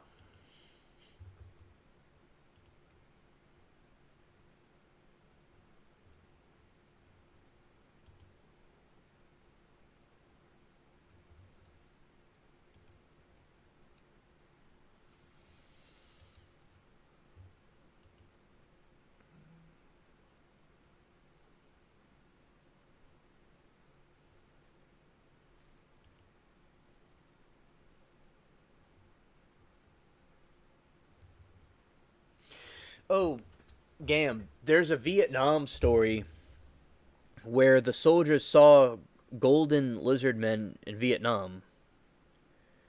So they saw them there too.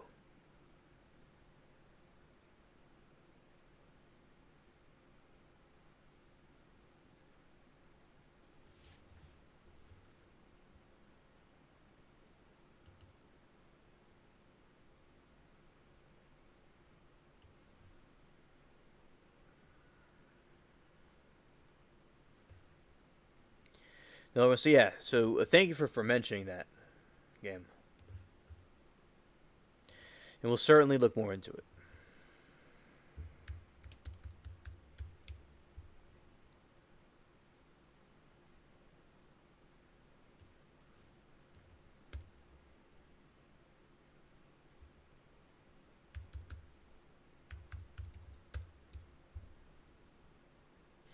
These are cows. Cows are so cute.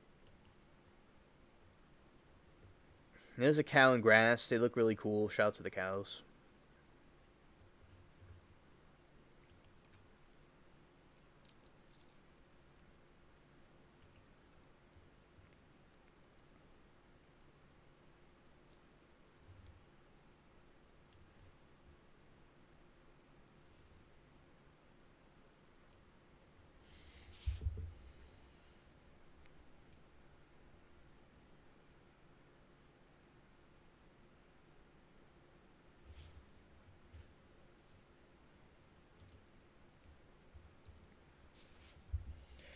Adam says, so my thing about the South Carolina lizard man, if I'm to guess, I think it may be a gator that had prey cornered in a tree and was on its hind legs trying to get in it.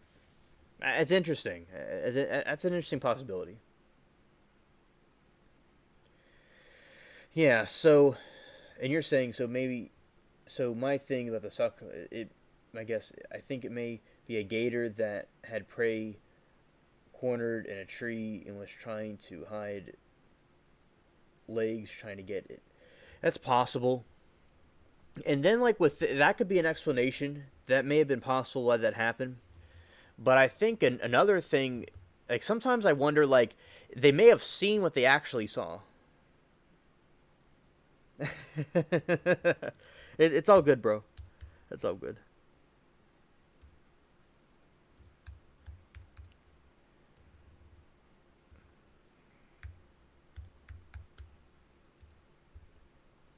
Yes, yes. Yeah.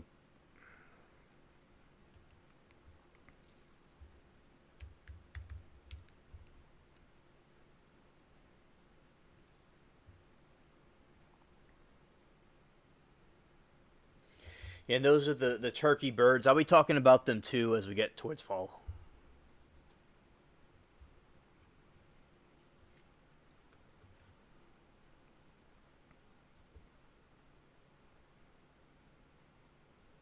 Right, right. But as I said, Adam, you know, I think that I mean Gam, sorry. I think basically that it depends. Sometimes they do, sometimes they don't. Those are turkeys. That's a wild turkey. That's like what the pilgrims are eating.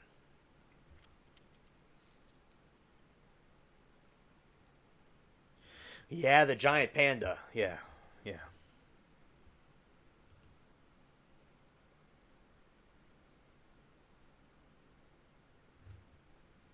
I agree, Gam.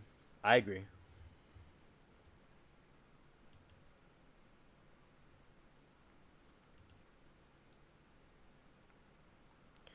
Those are some turkey eggs.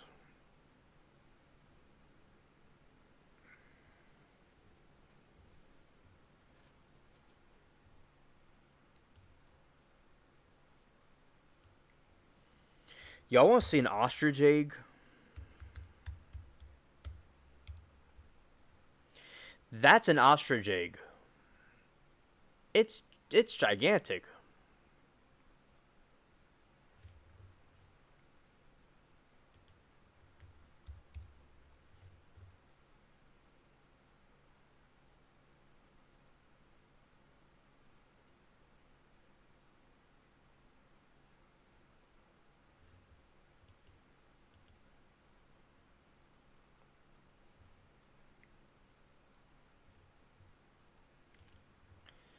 That's really big.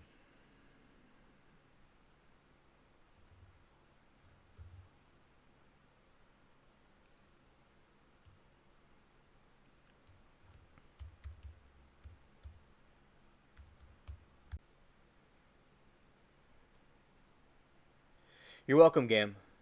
And I'm about to end it anyway, Gam. So you're not gonna be missing anything. But thank you and good night.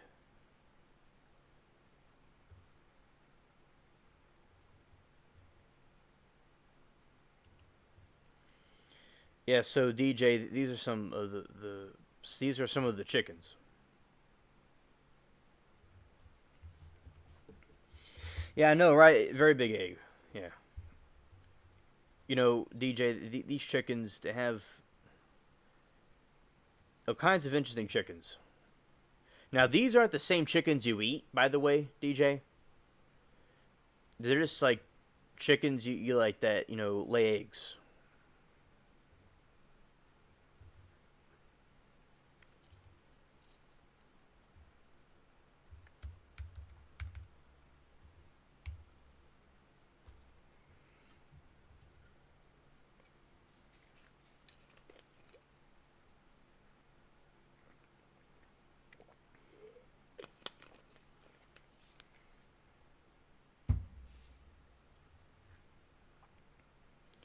Now, these other kind of chickens,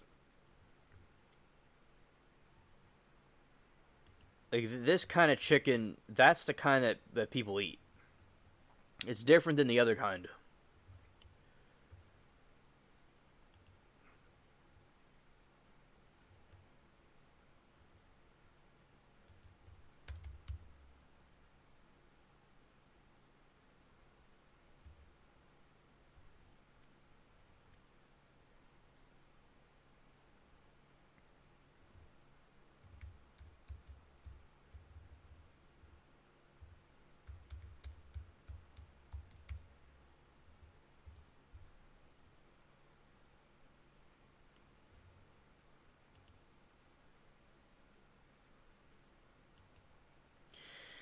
But anyway, so the chicken, the poultry chickens are different than the other chickens.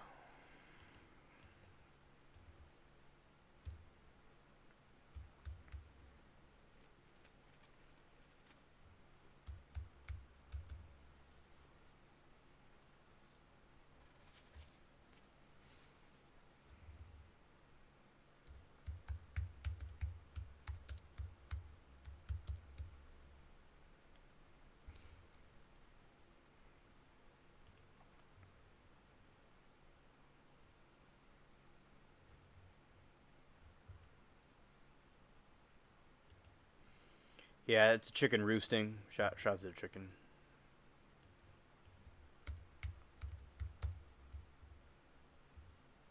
Yeah, these are some chicken eggs. See, they're much smaller than the ostrich chickens.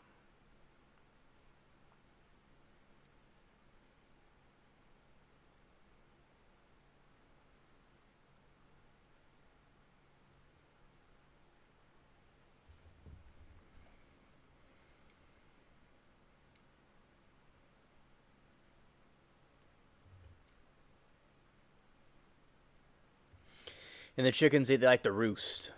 Very interesting. Another thing about chickens, we'll look at the turkey eggs.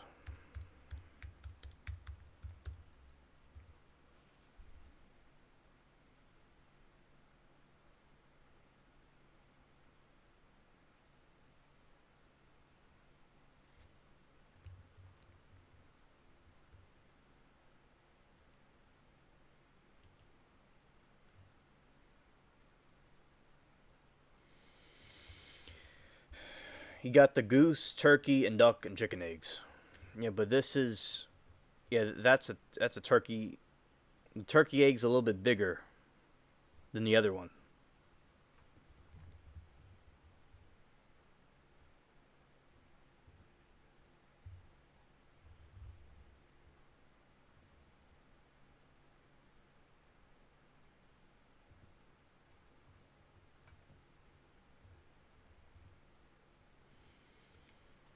And then we will show you the duck.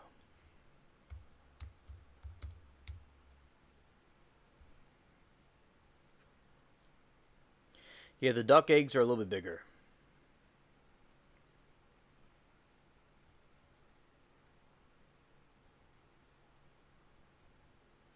Than the goose egg.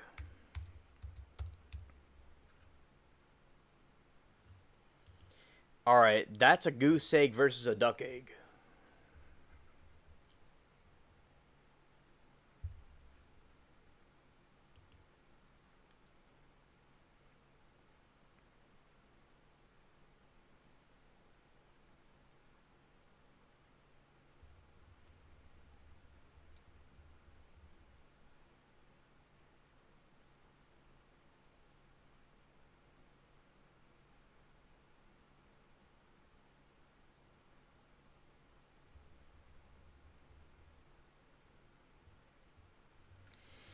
And it's interesting to see the different sizes of eggs. Let's see the chicken egg, goose egg. Yeah, it's a little bit bigger.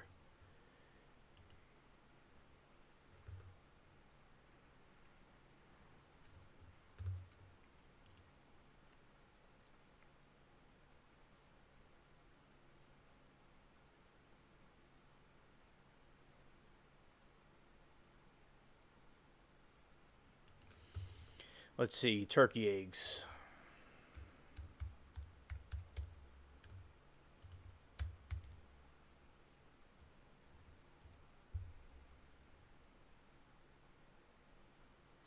Turkey eggs are absolutely safe to eat, as with any type of egg. It is best to cook or at least pasteurize them first. They kill harmful bacteria. In fact, turkey eggs are actually pretty good for you. Vitamin B12.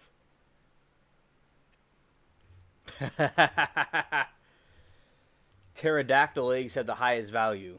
Yep, true.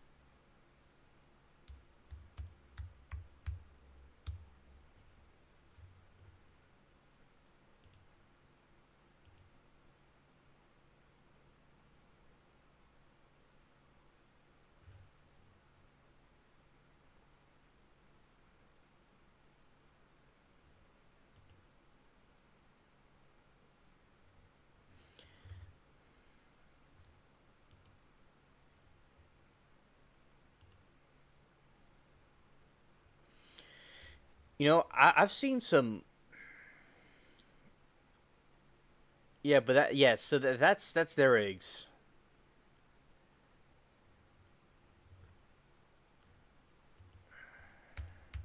Let's see what's their size.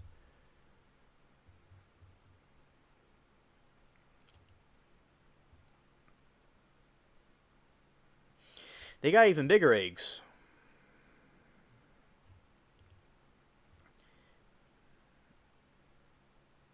That's another dinosaur, but yeah, the dinosaurs have some pretty big eggs.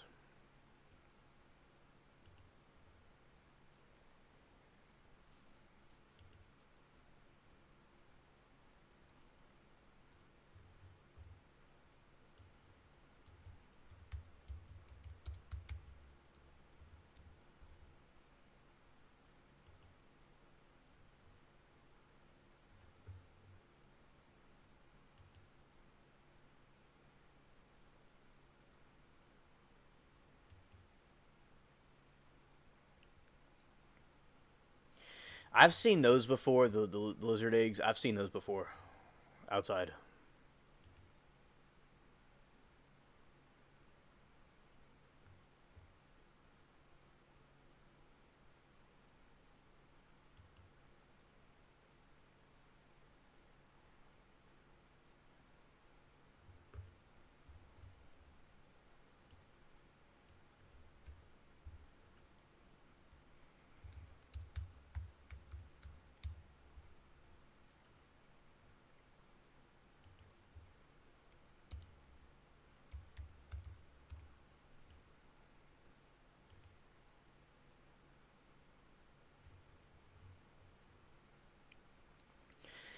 Yeah, and these are the turkeys, a different type of turkeys they'll have around Thanksgiving and stuff. There's a wild turkeys are different than the other kind. We talked about that before. Now we got the goose. I think geese are pretty cool, or goose. There's it's kind of like one of those tongue twisters.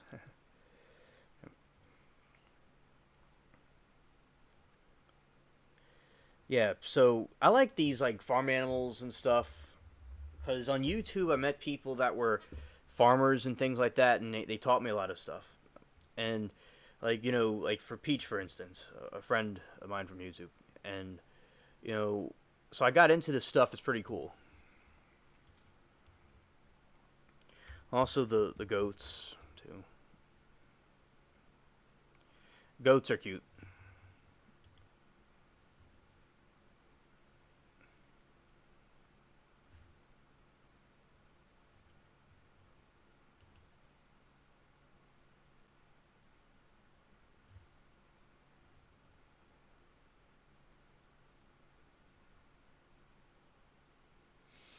On the pirate museum, they talk about them. They talk about them.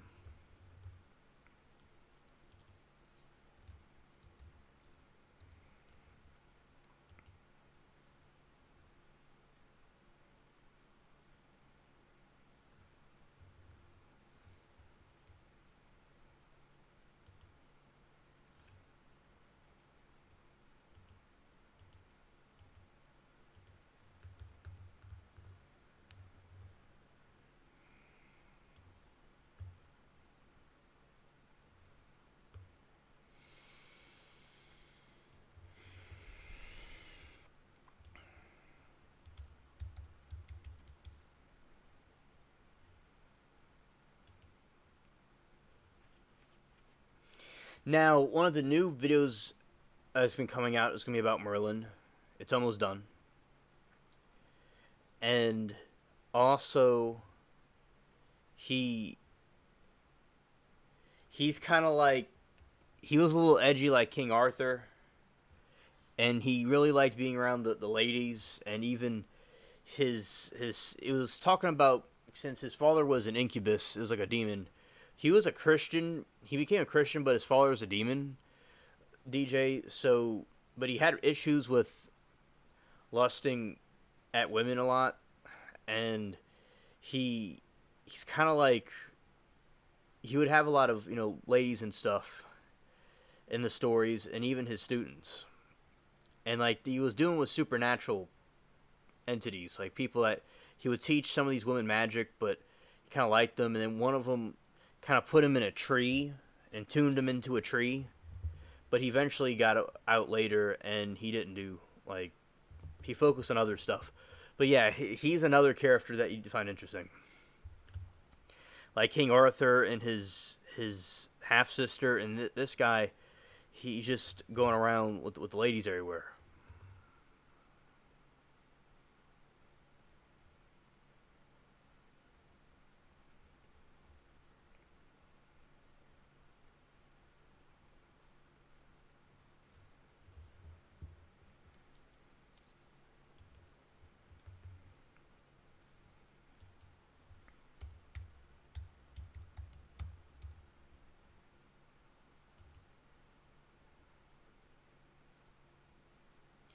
And he's also known to be having, he has like a staff and he has an owl and stuff like that. Pretty cool.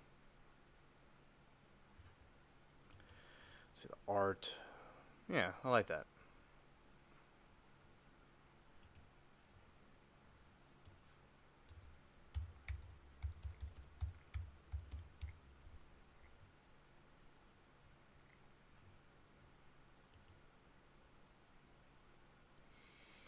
Archimedes in that movie, yeah.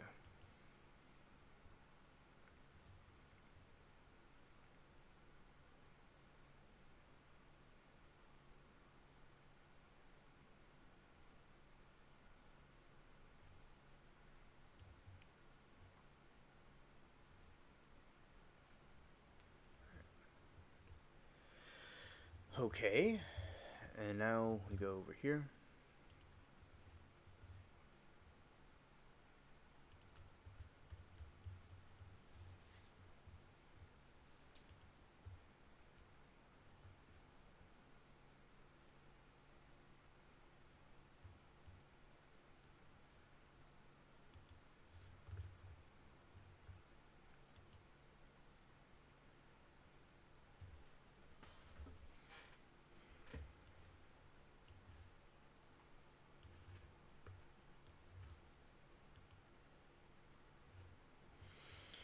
All right, so, and I'll explain, DJ, I'll explain to you more about Merlin in the future streams, as there's more of like some more interesting stuff going on with that. You'll find interesting, and also now I have reached the end of the show,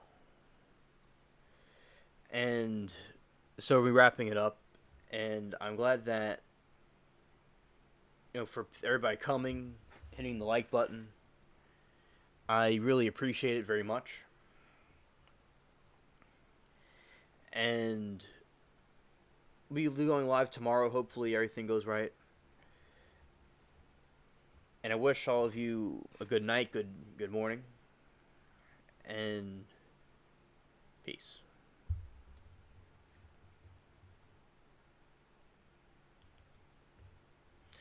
Wrong one.